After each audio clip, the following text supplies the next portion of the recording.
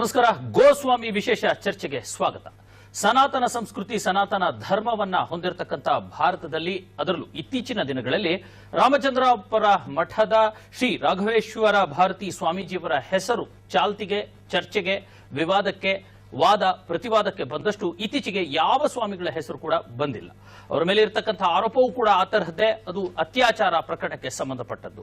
ಒಂದಲ್ಲ ಎರಡೆರಡು ಮಹಿಳೆಯರು, ಯುವತಿಯರು ಈ ಕುರಿತಂತೆ ಆರೋಪವನ್ನು ಕೂಡ ಮಾಡಿರತಕ್ಕಂಥದ್ದು. ಅದರಲ್ಲೂ ಕೂಡ ಪ್ರಮುಖವಾಗಿ ಗಮನಕ್ಕೆ ಬರುವಂತದ್ದು, ಪರಿಗಣನೆಗೆ ಬರುವಂತದ್ದು ಗಾಯಕಿ, ರಾಮಕಥಾ ಗಾಯಕಿ ಪ್ರೇಮಲತಾ ಅವರು ಕೊಟ್ಟಿರತಕ್ಕಂಥ ದೂರು ಮತ್ತು ಆ ಹಿನ್ನೆಲೆಯಲ್ಲಿ ನಡೆದಿರತಕ್ಕಂಥ ವಿಚಾರಣೆ. ಈಗಾಗಲೇ ಕೋರ್ಟ್ ಅದನ್ನ, ಸೆಷನ್ ಕೋರ್ಟ್ ಏನಿದೆ ಅದನ್ನ ಆ ಒಂದು ಕೇಸನ್ನ ವಜಾಗೊಳಿಸಿದೆ. ಅದರಲ್ಲಿ ಯಾವುದೇ ರೀತಿಯ ಸತ್ಯಾಂಶಗಳಿಲ್ಲ ಅನ್ನುವಂಥದ್ದು ಕೂಡ ವಜಾಗೊಳಿಸಿದೆ. ಮತ್ತೆ ಏನು ಮುದಿಗೌಡರ ನ್ಯಾಯಾಧೀಶರು ಕೊಟ್ಟಿರತಕ್ಕಂಥ ಒಂದು ಆದೇಶದಲ್ಲಿ ಇಬ್ಬರ ನಡುವಿನ ಸಂಬಂಧಕ್ಕೆ ಕುರಿತ ಸಾಕಷ್ಟು ಅನುಮಾನಾಸ್ಪದ ಮತ್ತು ಸಾಕಷ್ಟು ಗೊಂದಲವನ್ನ ಉಂಟು ಹಾಕುವಂತ ಸಾಕಷ್ಟು ಮಾಹಿತಿಗಳು ಕೂಡ ಇರತಕ್ಕಂಥದ್ದು. ಇವತ್ತು ಈ ಎಲ್ಲದರ ಬೆಳವಣಿಗೆ ನಡುವೆ ಈಗಾಗಲೇ ಸಿಐಡಿ ಅಧಿಕಾರಿಗಳು ಏನು ಸೆಷನ್ಸ್ ನ್ಯಾಯಾಲಯ ತೀರ್ಪನ್ನು ಕೊಟ್ಟಿದೆ, ಆ ತೀರ್ಪಿನ ವಿರುದ್ಧ ಮೇಲ್ಮನವಿಯನ್ನು ಕೂಡ ಹೈಕೋರ್ಟ್ನಲ್ಲಿ ಈಗಾಗಲೇ ಸಲ್ಲಿಸಿದ್ದಾರೆ. ಇದರ ಜೊತೆಗೆ ಇಡೀ ಪ್ರಕರಣಕ್ಕೆ ಸಂಬಂಧಪಟ್ಟ ಹಾಗೆ ಮುದಿಗೌಡರವರ ಆದೇಶ ಏನಿದೆ, ತೀರ್ಪೇನಿದೆ, ತೀರ್ಪಿನಲ್ಲಿ ಅಡಕವಾಗಿರುವ ಅಂಶಗಳನ್ನೇ ಪಾಯಿಂಟ್ ಮಾಡಿ, ನೋಟ್ ಮಾಡಿ ಸ್ಥಳೀಯ ವಕೀಲರೊಬ್ಬರು ಪಿಐಎಲ್ ಅಂದರೆ ಸಾರ್ವಜನಿಕ ಹಿತಾಸಕ್ತಿ ಅರ್ಜಿಯನ್ನು ಕೂಡ ಸಲ್ಲಿಸಿದ್ದಾರೆ. ಅವರ ಅರ್ಜಿಯ ಒಂದು ಅಂಶ ಏನು ಅಂತಂದ್ರೆ, ಈ ರೀತಿಯ ದೈಹಿಕ ಸಂಬಂಧ ಅಥವಾ ಪರಸ್ಪರ ಒಪ್ಪಿತ ಲೈಂಗಿಕ ಸಂಬಂಧವನ್ನ ಇಟ್ಕೊಂಡಿರತಕ್ಕಂಥ ಸ್ವಾಮೀಜಿಗಳು ಒಂದು ಮಠಕ್ಕೆ ಸ್ವಾಮೀಜಿಗಳಾಗ್ಲಿಕ್ಕೆ ಅರ್ಹರೇ, ಇದು ನೈತಿಕವಾಗಿ ಸರಿಯೇ ಅನ್ನುವಂಥ ನೈತಿಕ ಪ್ರಶ್ನೆಯನ್ನ ಎತ್ತಿ ಪಿಐಎಲ್ ಅನ್ನ ದಾಖಲಿಸಿರ್ತಕ್ಕಂಥದ್ದು. ಈ ಮೂಲಕ ರಾಘವೇಶ್ವರ ಭಾರತಿ ಸ್ವಾಮೀಜಿಗಳಿಗೆ ಮತ್ತೊಂದು ಸಂಕಷ್ಟ ಎದುರಾಗಿರ್ತಕ್ಕಂಥದ್ದು. ಕಾನೂನು ಹೋರಾಟವನ್ನ ನಾವು ಮಾಡ್ತೀವಿ, ಖಂಡಿತ ಸತ್ಯಕ್ಕೆ ಜಯ ಅನ್ನುವಂಥ ಮಾತನ್ನ ಅವರು ಹಲವಾರು ಬಾರಿ ಹೇಳ್ತಾ ಬಂದಿದ್ದಾರೆ. ಆದ್ರೆ ನೈತಿಕತೆಯ ಪ್ರಶ್ನೆ ಬಂದಾಗ ಏನೆಲ್ಲ ಸಾಧ್ಯತೆಗಳು ಇರುತ್ತೆ ಅನ್ನೋದ್ರ ಕುರಿತಂತೆ ನಾವು ಇವತ್ತು ಚರ್ಚೆಯನ್ನ ನಡೆಸ್ತಾ ಇದ್ವಿ. 4 ಅತಿಥಿಗಳು ಕೂಡ ನಮ್ಮೊಂದಿಗೆ ಇರತಕ್ಕಂಥದ್ದು. ಈ ಒಟ್ಟಾರೆ ಪ್ರಕರಣದ ಕುರಿತಂತೆ ಒಂದು ಪುಟ್ಟ ವರದಿ ಇದೆ, ವರದಿಯನ್ನ ನೋಡ್ಕೊಂಡು ಬರೋಣ, ನಂತರ ಚರ್ಚೆ ಮುಂದುವರಿಯುತ್ತೆ. ಈಗ ಒಂದು ಪುಟ್ಟ ವರದಿ.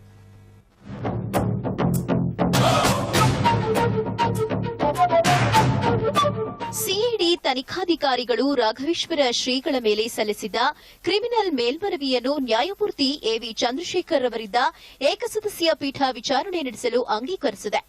ಅಲ್ಲದೆ ಸ್ವಾಮೀಜಿಗೆ ತುರ್ತು ನೋಟಿಸ್ ಜಾರಿ ಮಾಡಿದ್ದು, ಪ್ರಕರಣಕ್ಕೆ ಸಂಬಂಧಿಸಿದ ಎಲ್ಲಾ ದಾಖಲೆಗಳನ್ನು ತರಿಸುವಂತೆ ರಿಜಿಸ್ಟ್ರಾರ್ಗೆ ಸೂಚನೆ ನೀಡಿದೆ ಎಂದು ತಿಳಿದುಬಂದಿದೆ.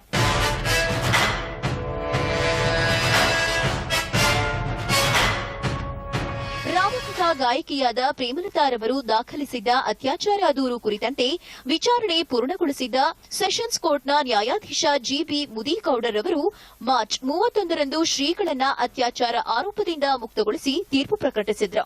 ಈ ತೀರ್ಪು ರದ್ದು ಕೋರಿ ಸಿಐಡಿ ತನಿಖಾಧಿಕಾರಿಗಳು ಹೈಕೋರ್ಟ್ ಮೆಟ್ಟಿಲೇರಿದ್ದಾರೆ.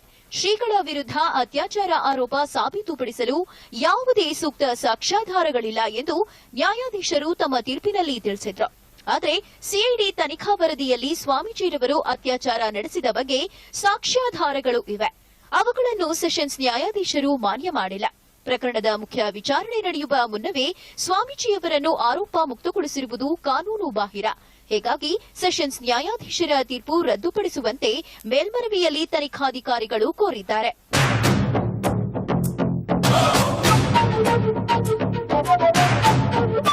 ಸ್ವಾಮೀಜಿ ವಿರುದ್ಧ ಸಾರ್ವಜನಿಕ ಹಿತಾಸಕ್ತಿ ಅರ್ಜಿಯೊಂದು ಸಲ್ಲಿಕೆಯಾಗಿದೆ. ಮಠ ನಿಯಂತ್ರಿಸಲು ಸರ್ಕಾರಕ್ಕೆ ನಿರ್ದೇಶನ ಕೋರಿ ಪಿಐಎಲ್ ಸಲ್ಲಿಸಲಾಗಿದೆ. ನ್ಯಾಯಾಧೀಶ ಮುದಿಗೌಡರು ನೀಡಿದ್ದ ವರದಿಯಲ್ಲಿ ರಾಘವೇಶ್ವರ ಶ್ರೀ ಹಾಗೂ ಪ್ರೇಮಲತಾರ ನಡುವಿನ ಸಂಬಂಧ ಒಪ್ಪಿತ ಲೈಂಗಿಕ ಕ್ರಿಯೆ, ಅದು ಅತ್ಯಾಚಾರವಲ್ಲ ಎಂದು ಹೇಳಲಾಗಿದೆ. ಓರ್ವ ಮಠಾಧಿಪತಿಯಾದವರು ಇಂತಹ ಕ್ರಿಯೆಯಲ್ಲಿ ಭಾಗಿಯಾಗಿದ್ದು, ಮಠಾಧಿಪತಿಯಾಗಿ ಮುಂದುವರಿಯುವುದು ಎಷ್ಟರ ಮಟ್ಟಿಗೆ ಸರಿ ಎಂದು ವಕೀಲರೊಬ್ಬರು ಪಿಐಎಲ್ ಸಲ್ಲಿಸಿದ್ದಾರೆ.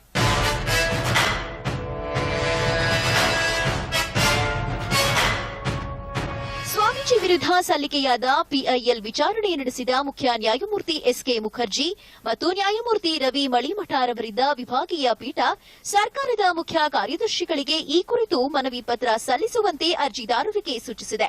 ಹಾಗೆಯೇ ರಾಘವೇಶ್ವರ ಭಾರತಿ ಸ್ವಾಮೀಜಿ, ರಾಮಚಂದ್ರಾಪುರ ಮಠ, ಕೇಂದ್ರ ಹಾಗೂ ರಾಜ್ಯ ಸರ್ಕಾರ ಮತ್ತು ರಾಜ್ಯ ಮುಖ್ಯ ಆದಾಯ ತೆರಿಗೆ ಆಯುಕ್ತರಿಗೆ ನೋಟಿಸ್ ಜಾರಿ ಮಾಡಿ ವಿಚಾರಣೆ ಮುಂದೂಡಿದೆ. ಜನಶ್ರೀ ನ್ಯೂಸ್, ಬೆಂಗಳೂರು. ಇದು ಪಿಎಲ್ಗೆ ಸಂಬಂಧಪಟ್ಟಿರತಕ್ಕಂತಹ ಒಂದಷ್ಟು ಮಾಹಿತಿ. ಈಗ ಮತ್ತೊಮ್ಮೆ ರಾಮಚಂದ್ರಾಪುರ ಮಠದ ಶ್ರೀ ರಾಘವೇಶ್ವರ ಭಾರತಿ ಸ್ವಾಮೀಜಿಗಳು ಒಂದು ರೀತಿಯ ಆತಂಕಕ್ಕೆ ಒಳಗಾಗಿರ್ತಕ್ಕಂಥದ್ದು, ಪಿಎಲ್ ಕೂಡ ಸಲ್ಲಿಕೆ ಆಗಿರ್ತಕ್ಕಂಥದ್ದು. ಏನೆಲ್ಲ ಸಾಧ್ಯತೆಗಳಿದಾವೆ ಅನ್ನೋದ್ರ ಕುರಿತಂತೆ ನಾವು ನಾಲ್ವರೊಂದಿಗೆ ಚರ್ಚೆ ನಡೆಸ್ತಾ ಇದೀವಿ. ಮೊದಲನೇದಾಗಿ ಶ್ರೀಮಠದ ಭಕ್ತರು ಕೂಡ ಆಗಿರ್ತಕ್ಕಂಥ ಸೀತಾರಾಮ ಭಟ್ ನಮ್ಮೊಂದಿಗಿದ್ದಾರೆ. ಸೀತಾರಾಮ ಭಟ್ರ ಕಾರ್ಯಕ್ರಮಕ್ಕೆ ಸ್ವಾಗತ. ಓಕೆ, ರಾಮಚಂದ್ರಾಪುರ ಮಠದ ಸಂಘಟನಾ ವಿಭಾಗದ ಕಾರ್ಯದರ್ಶಿ ಆಗಿರ್ತಕ್ಕಂಥ ಪ್ರಮೋದ್ ಪಂಡಿತ್ ಕೂಡ ನಮ್ಮೊಂದಿಗಿದ್ದಾರೆ. ಪ್ರಮೋದ್ ಪಂಡಿತ್ ಅವರ ಕಾರ್ಯಕ್ರಮಕ್ಕೆ ಸ್ವಾಗತ. ನಮಸ್ಕಾರ. ಆಮ್ ಆದ್ಮಿ ಪಾರ್ಟಿಯ ನಾಯಕಿ ಮತ್ತು ವಕೀಲರು ಕೂಡ ಆಗಿರ್ತಕ್ಕಂಥ ರುಕ್ಮಿಣಿ ಅವರು ನಮ್ಮೊಂದಿಗಿದ್ದಾರೆ. ರುಕ್ಮಿಣಿ ಅವರೇ, ತಮಗೂ ಕೂಡ ವೆಲ್ಕಮ್. ಹಿರಿಯ ವಕೀಲರು ಕೂಡ ಆಗಿರ್ತಕ್ಕಂಥ GR ಪ್ರಕಾಶ್ ಅವರು ಕೂಡ ನಮ್ಮೊಂದಿಗಿದ್ದಾರೆ. ಪ್ರಕಾಶ್ ಸರ್, ಕಾರ್ಯಕ್ರಮಕ್ಕೆ ಸ್ವಾಗತ. ಓಕೆ, ಏನ್ ಹೇಳ್ತೀರಾ ತಾವು ವಿಭಾಗದ ಸಂಘಟನಾ ಅಂತ ರಾಮಚಂದ್ರಾಪುರ ಮಠದ ಸಂಘಟನಾ ವಿಭಾಗದ ಕಾರ್ಯದರ್ಶಿಗಳು, PAL ಬಗ್ಗೆ ಏನ್ ಹೇಳ್ತೀರಿ? ಇಡೀ ಪ್ರಸಂಗ ಇದೆಯಲ್ಲ, ಈ ಪ್ರಸಂಗದ 2 ವರ್ಷ ಹಿಂದೆ ಅಥವಾ ಅದಕ್ಕಿಂತ ಹಿಂದೆ ಕೂಡ ನಾವು ನೋಡಿದ್ರೆ ಅವರ ಮುಖ್ಯ ಉದ್ದೇಶ ಈ ಆರೋಪಕ್ಕೆ ಸಂಬಂಧಪಟ್ಟ ಪರಿಹಾರಗಳಿಗಿಂತ ಹೆಚ್ಚಾಗಿ ಅವರು ಪೀಠದಿಂದ ಇಳಿಯಬೇಕು, ಅವರು ಮಠದಲ್ಲಿ ಮುಖ್ಯ ವ್ಯಕ್ತಿಯಾಗಿ ಇರಬಾರದು ಅನ್ನೋ ಮೂಲ ಉದ್ದೇಶ ಅನ್ನೋದನ್ನು ರಾಮಚಂದ್ರಾಪುರ ಮಠ ಯಾವತ್ತೂ ಹೇಳುತ್ತಾ ಬಂದಿತ್ತು. ಅದಕ್ಕೆ ಪೂರಕವಾದ ಪ್ರಕ್ರಿಯೆಗಳು ಆವಾಗ ಮತ್ತೆ ಪುನಃ ಅವರು ಪ್ರಕಟಗೊಳ್ತಾ ಇದೆ. ಮತ್ತೆ ಅವರು ಕೇಳ್ತಾ ಇರೋದು PIL ಮತ್ತೆ ಎಲ್ಲೋ ರೂಪದಲ್ಲಿ ಕೇಳ್ತಿರೋದು ಏನಂದ್ರೆ ಅವರು ಆ ಸ್ಥಾನದಲ್ಲಿ ಇರಬಾರದು ಅಂತ. ಅವರ ಮುಖ್ಯ ಉದ್ದೇಶಕ್ಕೆ ಏನು ಪೂರಕವಾದ ಅಂಶಗಳು ಬೇಕಲ್ಲ, ಅದನ್ನು ಸಾಧಿಸಿಕೊಳ್ಳೋದಕ್ಕೆ ಏನೆಲ್ಲ ತಂತ್ರಗಳನ್ನು ಹೆಣೆಯೋದಕ್ಕೆ ಸಾಧ್ಯವೋ ಆ ತಂತ್ರಗಳನ್ನು ಹೆಣೆಯುವ ಪ್ರಯತ್ನವನ್ನು ಅವರು ಮಾಡ್ತಾ ಇದ್ದಾರೆ ಹೊರತು ಬೇರೆ ಯಾವುವೂ ಅಲ್ಲ. ನಾವೇನನ್ನು ಹೇಳ್ತಾ ಇದ್ದೇವೋ ಅದನ್ನು ಪುಷ್ಟಿಗೊಳಿಸೋದಕ್ಕೆ ಬೇಕಾದಂತ ಎಲ್ಲ ಕ್ರಿಯೆಗಳು ಮತ್ತೆ ಅವರಿಂದ ಆಗ್ತಾ ಇದೆ. ಅವರ ಬೇಡಿಕೆ ಏನಂದ್ರೆ ಮತ್ತೆ ಪುನಃ ಅವ್ರ ಪೀಠದಲ್ಲಿ ಇರಬಾರ್ದು ಅಂತ. ಈ ಸಂಘಟನೆ ಯುದ್ಧಕ್ಕೂ ಇರುವ ಸಾವಿರ ಭಕ್ತರು ಕೇಳ್ತಾ ಇರೋದು ಈ ರಾಮಚಂದ್ರಾಪುರ ಮಠ ಅಥವಾ ರಾಮಚಂದ್ರಾಪುರ ಮಠದ ಪರಿಚಯ ಈ ಜಗತ್ತಿಗಾಗಿದ್ದು ರಾಘವೇಶ್ವರ ಭಾರತಿ ಶ್ರೀಗಳು ಬಂದ ಮೇಲೆ ಹೆಚ್ಚು ಜನಕ್ಕೆ. ಈ ಮಠಕ್ಕೆ 1200 ವರ್ಷಗಳ ಪರಂಪರೆ ಇದೆ. ಅತ್ಯಂತ ಪ್ರಭಾವಿ ಸನ್ಯಾಸಿಗಳಾಗಿ ಹೋಗಿದ್ದಾರೆ. ಅಂತಹ ಕಾಲಕ್ಕಿಂತ ಹೆಚ್ಚು ಇವತ್ತು ಈ ಪ್ರಚಾರದಲ್ಲಿ ಇದೆ. ಅವ್ರು ಮಾಡಿದಂತ ಎಷ್ಟೆಷ್ಟೋ ಒಳ್ಳೆಯ ಕೆಲಸಗಳಿವೆ. ಇಲ್ಲಿ ಗೋ ಸಮ್ಮೇಳನ ಆಗಿದೆ. ವಿಶ್ವದಲ್ಲಿ ಒಂದೇ ಒಂದು ಗೋ ಸಮ್ಮೇಳನ ನಡೆದದ್ದು ರಾಮಚಂದ್ರಾಪುರ ಮಠದಲ್ಲಿ. ರಾಮಾಯಣ ಮಾಸತ್ರ ರಾಮಾಯಣ ಮತ್ತೆ ಮರುಕಳಿಸುವ ರೀತಿಯಲ್ಲಿ ರಾಮಾಯಣ ಮಾಸತ್ರ ನಡೆದಿದ್ದು ರಾಮಚಂದ್ರಾಪುರ ಮಠದ ಹೊಸನಗರದಲ್ಲಿ. ವರ್ಷಕ್ಕೆ ಅದೆಷ್ಟೋ ನೂರಾರು ವಿದ್ಯಾರ್ಥಿಗಳಿಗೆ ಸಹಾಯ ನೀಡ್ತಾ ಇದ್ದೇವೆ. ಯಾರ್ಯಾರೋ ಸಹಾಯ ಕೇಳಿ ಬಂದವರಿಗೆ ರಾಮಚಂದ್ರಾಪುರ ಮಠ ಸಹಾಯ ನೋಡ್ತಾ ಇದೆ, ದತ್ತು ಸ್ವೀಕಾರ ಮಾಡ್ತಾ ಇದೆ, ವೇದಾಧ್ಯಾಯ ಮಾಡೋರಿಗೆ ವೇದಕ್ಕೆ ಬೇಕಾದ ಅನುಕೂಲ ಮಾಡ್ತಾ ಇದೆ. ಒಂದು ಮಠ ಏನು ಮಾಡಬೇಕು ಆ ತರದ ಜನಪರವಾಗಿರ್ತಕ್ಕಂಥ ಸಾಕಷ್ಟು ಕಾಳಜಿಯನ್ನು ಕೂಡ ಅದಕ್ಕಿಂತ ಮಾಡ್ತಾ ಇದೆ ಅನ್ನುವಂಥದ್ದು ವಿಶೇಷವಾದ ಕಾರ್ಯಕ್ರಮಗಳನ್ನ ಮಾಡ್ತಾ ಇದೆ. ಆ ಕಾರ್ಯಕ್ರಮ ಪ್ರಚಾರದಲ್ಲಿರಬೇಕಾದ್ದು. ಬಹುಶಃ ಅದನ್ನ ನೋಡುವಾಗಿಂದ ನಾವು ಹೇಳ್ತಾ ಅದು ಪ್ರಚಾರಕ್ಕೆ ಬರಬೇಕಾದ ವಿಷಯ, ಇದು ಪ್ರಚಾರದ ವಿಷಯ ಅಲ್ಲ. ಅದೇ ದುರಂತ. ನಾನು ಬಂದೆ ಅದೇ ಮಾತಿಗೆ. ಸೀತಾರಾಮ್ ಭಟ್ರೆ, ಒಂದಷ್ಟು ಮಠದ ಒಳ್ಳೆಯ ಕಾರ್ಯಗಳನ್ನ ಅವರು ಪಟ್ಟಿ ಮಾಡ್ತಾ ಹೇಳಿದ್ರು. ದುರಂತ ಅಂತ ಅಂದ್ರೆ ಅಂತಹ ಸ್ವಾಮೀಜಿಗಳ ಮೇಲೆ, ಮಠದ ಮೇಲಲ್ಲ, ಅಂತಹ ಸ್ವಾಮೀಜಿಗಳ ಮೇಲೆ 169 ಬಾರಿ ರೇಪ್ ಮಾಡಿರ್ತಕ್ಕಂತಹ ಆರೋಪವೂ ಕೂಡ ಬಂದಿರತಕ್ಕಂಥದ್ದು. ಅದು ರೇಪ್. ಯಾಕಂದ್ರೆ ಸರ್ವ ಸಂಘ ಪರಿತ್ಯಾಗಿಗಳು ಆಗಿರ್ತಕ್ಕಂಥ ಸ್ವಾಮೀಜಿಗಳ ಮೇಲೆ ಅತ್ಯಾಚಾರದ ಆರೋಪ ಬರುವಂತದ್ದು ಇದೆಯಲ್ಲ, ಅದು ಏನ್ ಹೇಳ್ತೀರಿ? ಸಾಮಾನ್ಯವಾಗಿ ನೋಡಿ, ಏನು ಸಾಧನೆ ಮಾಡದೇ ಇರುವಂತಹ ಜನಗಳ ಮೇಲೆ ಆರೋಪಗಳು ಕಡಿಮೆ ಇರ್ತದೆ. ಒಬ್ಬ ವ್ಯಕ್ತಿ ಮೇಲೆ ಹೋಗ್ತಾ ಇದ್ದ ಹಾಗೆ ಅವನನ್ನು ತುಳಿಯುವಂತಹ ಜನಗಳು ಜಾಸ್ತಿ ಆಗ್ತಾ ಬರ್ತಾರೆ. ಹಾಗಾಗಿ ಒಂದು ವ್ಯವಸ್ಥೆಯಲ್ಲಿ ತಾವು ಗೆಲ್ಲಬೇಕಾದ್ರೆ 2 ದಾರಿ ಇದೆ. ಮೊದಲನೇದು, ಆ ಮುಂದೆ ಇದ್ದವನಿಗಿಂತ ವೇಗವಾಗಿ ಓಡಿ ನಾವು ಮುಂದೆ ಹೋಗುವಂಥದ್ದು. ಸಾಧ್ಯವಾಗೋದಿಲ್ಲ, ಕಷ್ಟವಾಗತ್ತೆ, ಶಕ್ತಿ ಇಲ್ಲ ಅಂತಾದಾಗ ಈ ಇಂಡೈರೆಕ್ಟ್ ದಾರಿಗಳು, ಯಾವಾಗ ವಾಮಮಾರ್ಗ ಅಂತ ಅನ್ನೋದೊಂದು ಇರ್ತದೆಯೋ ಅದನ್ನು ಉಪಯೋಗಿಸಿ ಆ ಮುಂದೆ ಹೋಗುವವನ್ನ ತಡೆದು ತಮ್ಮ ಕೆಲಸವನ್ನು ಸಾಧನೆ ಮಾಡಿಕೊಳ್ಳುವಂಥದ್ದು. ಒಂದು ಚಿಕ್ಕ ಕ್ಲಾರಿಫಿಕೇಶನ್, ಪಾಪ ತಾವು ಹೇಳ್ತಿದ್ದೀರಾ ಸಾಧನೆ ಮಾಡೋರ ಮೇಲೆ ಸಾಕಷ್ಟು ಆರೋಪಗಳು ಬಂದೇ ಬರ್ತವೆ ಅಥವಾ ಅಂತವರಿಗಿಂತ ಕಷ್ಟಗಳು ಬರ್ತವೆ.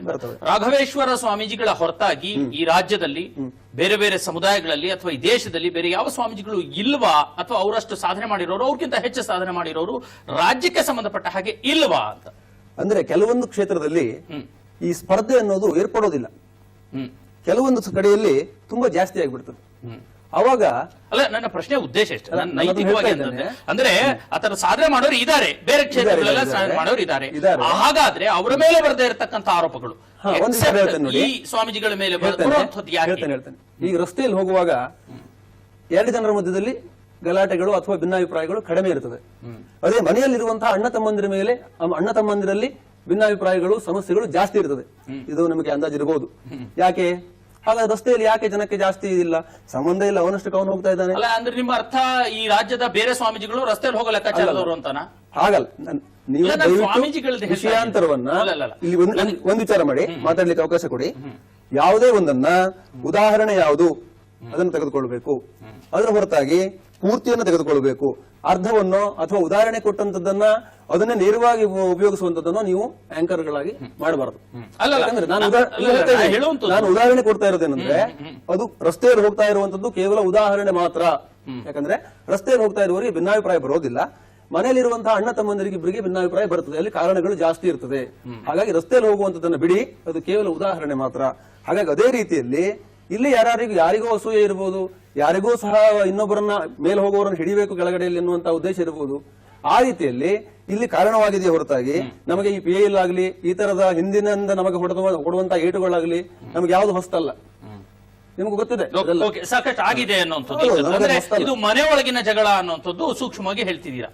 ಅಂದ್ರೆ ಮಠದೊಳಗಿನ ಯಾರೋ ಒಳಗಿನವರನ್ನು ಉಪಯೋಗಿಸ್ತಾರೆ, ಹೊರಗಿನವರು ಇದ್ದಾರೆ.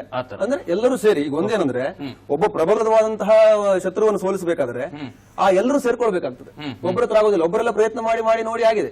ಅವಾಗ ಏನಾಗ್ತದೆ, ಕೊನೆಯಲ್ಲಿ ನಮ್ಮಿಂದ ಸೋಲಿಸ್ಲಿಕ್ಕೆ ಸಾಧ್ಯವಾಗೋದಿಲ್ಲ ಅಂತ ಆದಾಗ ಇರೋಬರೋರೆಲ್ಲ ಸೇರ್ಕೋಬೇಕಾಗ್ತದೆ. ಈಗ ಆಗಿರೋದು ಅಷ್ಟೇ. Fine, okay. ಏನ್ ಹೇಳ್ತೀರಾ ರುಕ್ಮಿಣಿ ಅವರೇ? ಒಟ್ಟಾರೆ ಪ್ರಕರಣವನ್ನು ಗಮನಿಸಿದ್ರೆ ನಾನು ಮುದಿಗೌಡ ಅವರ ತೀರ್ಪಿನ ಮೊದಲ ಅಂಶವನ್ನ ನಾನು ನಿಮಗೆ ಎದುರುಗಡೆ ತಂದು ಬಿಡ್ತೀನಿ. ಅವ್ರು ಹೇಳ್ತಾರೆ, ಇದು ಪರಸ್ಪರ ಒಪ್ಪಿತ ಶೀಲಗೆಟ್ಟ ಸಂಬಂಧ, ಇದು ಅತ್ಯಾಚಾರ ಅಲ್ಲ, ಆದ್ರೆ ಪರಸ್ಪರ ಒಪ್ಪಿತ ಸಂಬಂಧ ಅನ್ನುವಂತ ಮಾತನ್ನ ಹೇಳ್ತಾರೆ. ಅಂದ್ರೆ ಅವ್ರು ಹೇಳೋದು it's a consent between two parties ಅಂತ ಅವ್ರು ಹೇಳ್ತಾ ಇದ್ದಾರೆ.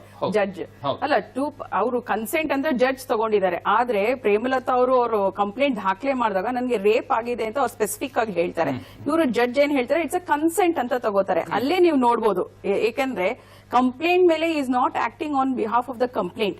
ಅವ್ರ ಓನ್ ಜಜ್ಮೆಂಟ್ ತಗೊಂಡು ಅವ್ರು ಹೇಳ್ತಾ ಇದ್ದಾರೆ ಇಟ್ಸ್ ಏನೋ ಅವರಿಬ್ರು ಸೈಮಲ್ಟೇನಿಯಸ್ ಆಗಿ ಒಪ್ಪಿಗೆ ಕೊಟ್ಟು ಆಗಿದೆ ಅಂತ ಹೇಳ್ತಾ ಇದ್ದಾರೆ. ಮತ್ತೆ ಇಲ್ಲೊಂದು ಏನ್ ಹೇಳ್ಬೇಕು ಅಂದ್ರೆ ಇವ್ರು ಪಂಡಿತರು ಹೇಳ್ದಂಗೆನೆ ಮೇಲೆ ಹೋದಂಗೆ ಸಾಧನೆ ಮಾಡ್ದಂಗೆ ಈ ತರ ಆರೋಪಗಳು ಪ್ರತ್ಯಾರೋಪಗಳು ಬರ್ತಾನೆ ಇರುತ್ತೆ ಅಂತ ನೀವು ಹೇಳ್ದಂಗೆ. ಹಾಗಾದ್ರೆ ಬೇರೆ ಮಟ್ಟದಲ್ಲೂ ನಿಮ್ ಮಟ್ಟದಕ್ಕಿಂತ ಸಾಧನೆ ಮಾಡಿರೋ ಮಠಗಳು ಇದೆ ರಾಜ್ಯದಲ್ಲಿ, ಇದೊಂದೇ ಮಠ ಅಲ್ಲ. ಯಾಕೆಂದ್ರೆ ನೀವು ಹೇಳ್ದಂಗೆನೆ 2009 ನಂತರ ಪ್ರಚಾರ ಪಡೆದಂತ ಇದು ಮಠ ಇದು. ಏಕೆಂದ್ರೆ ಇನ್ನ ಹಳೆ 100 ವರ್ಷ 1000 ವರ್ಷ ಅಸ್ತಿತ್ವದಲ್ಲಿ ಪ್ರಚಾರದಲ್ಲಿ ಇರುವಂತಹ ಮಠಗಳಿದೆ. ಅವರು ನಿಮ್ಗಿನ ಜಾಸ್ತಿ ಕೆಲಸ ಮಾಡಿದ್ದಾರೆ, ಅದನ್ನ ನಾನು ಒಪ್ಕೋತೀನಿ. ಯಾಕೆಂದ್ರೆ ನೀವ್ ಹೇಳಿರೋ ತರ ಮುಂದೆ ಹೋದಂಗೆ ಈ ತರ ಪ್ರಚಾರಗಳು ಬರುತ್ತೆ ಅಂತ ಹೇಳೋದು ಸುಳ್ಳು. ಯಾಕೆಂದ್ರೆ ಒಂದು ಹೆಂಗಸು ಸಮಾಜದ ಮುಂದೆ ಲಕ್ಷಾಂತರ ಜನದ ಮುಂದೆ ಬಂದು ನನ್ಗೆ ಈ ತರ ಒಂದು ಸ್ವಾಮೀಜಿ ನನ್ಗೆ ಈ ತರ ಮಾಡಿದ್ದಾರೆ ಅಂತ ಹೇಳ್ಕೊಳ್ಳುವಾಗ ಅದರಲ್ಲಿ ಏನೋ ಒಂದು ಇದೆ, ಅದು ಸತ್ಯಾಂಶ ಇದೆ. ಆ ಸತ್ಯಾಂಶನ ಮುಚ್ಚಿಡಕ್ಕೋಸ್ಕರ ಸ್ವಾಮೀಜಿ ಈ ಒಂದು ನಾಟಕನ ಆಡ್ತಾ ಇದ್ದಾರೆ ಅಂತ ನಾನು ಅಭಿಪ್ರಾಯ. ಓಕೆ ಪ್ರಕಾಶ್ ಸರ್, ಏನ್ ಹೇಳ್ತಾರೆ? ಒಟ್ಟಾರೆ ಪ್ರಕರಣವನ್ನು ಗಮನಿಸಿದೆ, ಮುದಿಗೌಡರವರ ಒಂದು ಮಾತನ್ನ ನಾನು ಕೇಳಿದೆ, ಅವ್ರಿಗೆ ಮೇಡಮ್ ಅವ್ರಿಗೂ ಕೇಳಿದೆ. ಅವ್ರು ಹೇಳ್ತಾರೆ ಪರಸ್ಪರ ಒಪ್ಪಿತ ಲೈಂಗಿಕ ಸಂಬಂಧ, ಇದು ಅತ್ಯಾಚಾರ ಅಲ್ಲ ಅನ್ನುವಂಥದ್ದು. ಆದ್ರೂ ಕೂಡ ಒಬ್ಬ ಸ್ವಾಮೀಜಿಗಳಿಗೆ ಪರಸ್ಪರ ಒಪ್ಪಿತ ಲೈಂಗಿಕ ಸಂಬಂಧ ನಡೆಸಲಿಕ್ಕೆ ಈ ದೇಶದ ನಮ್ಮ ಭಾರತದ ಸನಾತನ ಧರ್ಮದ ಒಪ್ಪಿಗೆ ಇದೆಯಾ? ಸನ್ಯಾಸಿಗಳು ಅಂತ ಅನ್ನಿಸ್ಕೊಳ್ತಾರ, ಅವರು ಒಂದು ಧರ್ಮದ ಒಂದು ಮಠಾಧೀಶರಿಗೆ ಆ ಒಂದು ಪರ್ಮಿಷನ್ ಇದೆಯಾ? ಏನಿದೆ ಪರ್ಮಿಷನ್ ಅಂತ ಹೇಳಕ್ ಮುಂಚೆ ನಮ್ಮಲ್ಲಿ ಇಡೀ ಪ್ರಪಂಚದಲ್ಲೇ ಎಲ್ಲೂ ಇಲ್ಲ.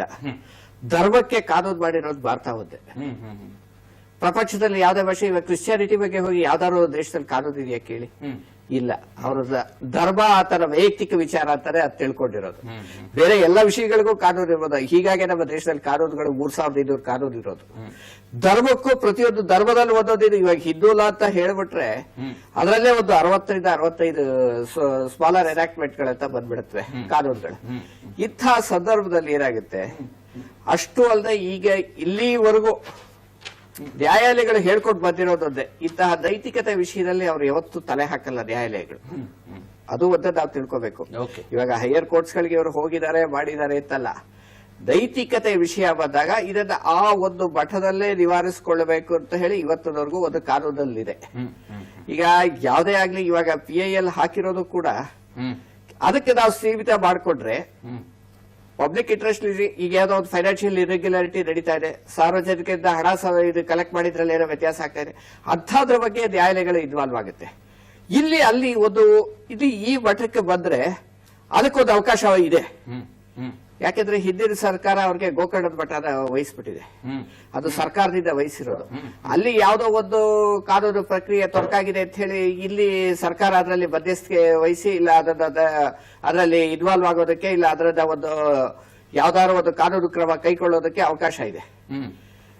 ಈಗೇನಾಗಿದೆ, ಈ PIL ಅಂತ ಹೇಳೋದು ಅವ್ರು ಕೇಳ್ತಾ ಇರೋದು ಏನು ಅಂತ ಹೇಳಿದ್ರೆ, ಇದನ್ನ ಮಠಕ್ಕೆ ಒಂದು ಅಡ್ಮಿನಿಸ್ಟ್ರೇಟರ್ ಅಪಾಯಿಂಟ್ ಮಾಡಿ ಇಲ್ಲಿ PIL ಗೆ ಅವಕಾಶ ಇಲ್ಲ. ಆತರ ಕೇಳಬೇಕು ಅಂತ ಹೇಳಿದ್ರೆ there is a separate department for it. Religious endowments commissioner ಇದ್ದಾರೆ, ಅವ್ರ ಮುಂದೆ ಹೋಗಿ ಇವರು ಅಪ್ಲೈ ಮಾಡಬೇಕಾಗಿತ್ತು. ನೋಡಿ, ಇದು ಇಂಥ ಮಠ ಇದೆ, ಇದು ಸಾರ್ವಜನಿಕರಿಂದ ದೇವಸ್ಥಾನ ನಡೆಸ್ತಾ ಇದ್ದಾರೆ, ಇಲ್ಲಿ ಧರ್ಮದ ಬಗ್ಗೆ ಪ್ರಚಾರ ನಡೀತಾ ಇದೆ, ಅಲ್ಲಿ ಇದಾಗ್ತಾ ಇದೆ, ಅಲ್ಲಿ ಅವ್ಯವಹಾರಗಳು ನಡೀತಾ ಇದೆ. ನೀವೀಗ ಒಬ್ಬ ಮಠಾಧೀಶರನ್ನ ಇಂಥವ್ರನ್ನೇ ಮಾಡಬೇಕು ಇಲ್ಲ ಇಂಥವ್ರನ್ನ ತೆಗಿಬೇಕು ಅಂತ ಹೇಳಿ ನ್ಯಾಯಾಲಯಗಳು ಯಾವತ್ತೂ ಇಂಥ ಧರ್ಮಗಳ ವಿಷಯ, ಧರ್ಮ ಸಂಕಟದ ವಿಷಯ, ಧರ್ಮ ಸೂಕ್ಷ್ಮ ವಿಚಾರ, ಇಂಥ ವಿಷಯದಲ್ಲಿ ನ್ಯಾಯಾಲಯಗಳು ಯಾವತ್ತೂ ಮಧ್ಯಸ್ಥಿಕೆ ವಹಿಸೋದಿಲ್ಲ, ಅವುಗಳಿಗೆ ತಲೆನೂ ಹಾಕೋದಿಲ್ಲ. ನ್ಯಾಯಾಲಯಗಳಿಗೆ ತಮ್ಮದೇ ಆದ ಬೇರೆ ಕೆಲಸಗಳಿದೆ. ಇದು ಯಾವ ಕಾನೂನಿನ ಪರಿಮಿತಿಯಲ್ಲಿ ಬರುತ್ತೆ ಅನ್ನೋದನ್ನು ನೋಡ್ಬೇಕಾಗುತ್ತೆ. ಕಾನೂನಿನ ಪರಿಮಿತಿಯಲ್ಲಿ ಬರೋ ಹಾಗಿದ್ರೆ PIL ಆಗುತ್ತೆ. ಇದರಿಂದ ಸಾರ್ವಜನಿಕರಿಗೆ ಏನ್ ತೊಂದರೆ ಆಗಿದೆ? ಇದು ಇಬ್ಬರ ನಡುವಿನ ವೈಯಕ್ತಿಕ ವಿಷಯ. ಆ ಮಠದಲ್ಲಿ ಮಠಾಧೀಶರಾಗಿರ್ಬೋದು ಇಲ್ಲ ಪ್ರೇಮಲತಾ ದಿವಾಕರ್ ಇರ್ಬೋದು. ಅಂತಹ ಸಂದರ್ಭದಲ್ಲಿ ಏನಾಗುತ್ತೆ, ನ್ಯಾಯಾಲಯಗಳು ತಮ್ಮ ಏನಿದೆ ಪ್ರೊಆಕ್ಟಿವ್ನೆಸ್ ಅಂತ ತಗೋಬಹುದು, ಇಲ್ಲ ಏನೇ ಆಗಿರ್ಬೋದು, ಅದರ ಬಗ್ಗೆ ತಮ್ಮ ಇದನ್ನ ನಿಲುವನ್ನ ಸ್ಪಷ್ಟವಾಗಿ ಈವರೆಗೂ ತಿಳಿಸಿದೆ. ಜೊತೆಗೆ ಈಗಾಗಲೇ ಹಿಂದೆ ಇವಾಗ ನಾನಾಗ್ಲೇ ಹೇಳಿದಾಗೆ ಯಾವ್ದಾದ್ರೂ ಒಂದು ಫೈನಾನ್ಷಿಯಲ್ ಹಣಕಾಸಿನ ವಿಷಯದಲ್ಲಿ ಏನೋ ತಪ್ಪು ಮಾಡಿರ್ಬೋದು, ಮಠಕ್ಕೆ ಬಂದ ಹಣವನ್ನ ದುರುಪಯೋಗ ನ್ಯಾಯಾಲಯ ಸೂಕ್ತ ಅಲ್ಲ ಅನ್ನುವಂಥದ್ದು ನ್ಯಾಯಾಲಯಕ್ಕೆ ಇದಕ್ಕೆ ಅವಕಾಶವೇ ಇಲ್ಲ. ಓಕೆ ಸರ್, ಓಕೆ, ಖಂಡಿತ ಸಾಕಷ್ಟು ಚರ್ಚೆ ಮಾಡಬೇಕಿದೆ. ಒಂದು ಪುಟ ಬ್ರೇಕ್ ತೆಗೆದುಕೊಳ್ಳೋಣ. ನಾನು ಒಂದು ಮಾತನ್ನ ಕೇಳಿದ್ದೆ, ಯಾಕಂದ್ರೆ ಮುದಿಗೌಡರ ಹೇಳಿರ್ತಕ್ಕಂಥ ಮಾತಿಗೆ ಅಂದ್ರೆ ಏನ್ ಹೇಳ್ತಾರೆ, ಒಪ್ಪಿತ ಶೀಲಘಟ್ಟ ಸಂಬಂಧ ಅನ್ನುವಂಥ ಒಂದು ಮಾತನ್ನ ಹೇಳ್ತಾರೆ. ಈ ಮಾತನ್ನ ನ್ಯಾಯಾಧೀಶರೇ ಆದೇಶವನ್ನ ಕೊಟ್ಟಿರ್ತಕ್ಕಂಥ ಸಂದರ್ಭದಲ್ಲಿ PIL ಈ ಅಂಶವನ್ನ ಅದರಲ್ಲಿ ಗಮನಿಸಲಾಗಿದೆಯಾ ಅಥವಾ ನೈತಿಕತೆ ಅನ್ನುವಂಥದ್ದು ಏನ್ ಹೇಳುತ್ತೆ ಅನ್ನುವಂಥದ್ದು ಕೂಡ, ಅದರಲ್ಲೂ ಕೂಡ ಯಾವ್ದಾದ್ರು ತಂತ್ರಗಳು ಇದೆಯಾ ಅನ್ನೋದು ಇರ್ಬೋದು. ಅದನ್ನ ನಾವು ಅಲಗಳೆಯೋ ಹಾಗಿಲ್ಲ, ಯಾಕಂದ್ರೆ ನ್ಯಾಯಾಲಯಗಳು ಅದಕ್ಕೆ ಸಂಬಂಧಪಟ್ಟ ತೀರ್ಮಾನವನ್ನ ಕೊಡ್ತವೆ. ಈ ಬಗ್ಗೆ ಚರ್ಚೆ ಮಾಡೋಣ ಪುಟ್ಟ ಬ್ರೇಕ್ನ ಬಳಿಕ.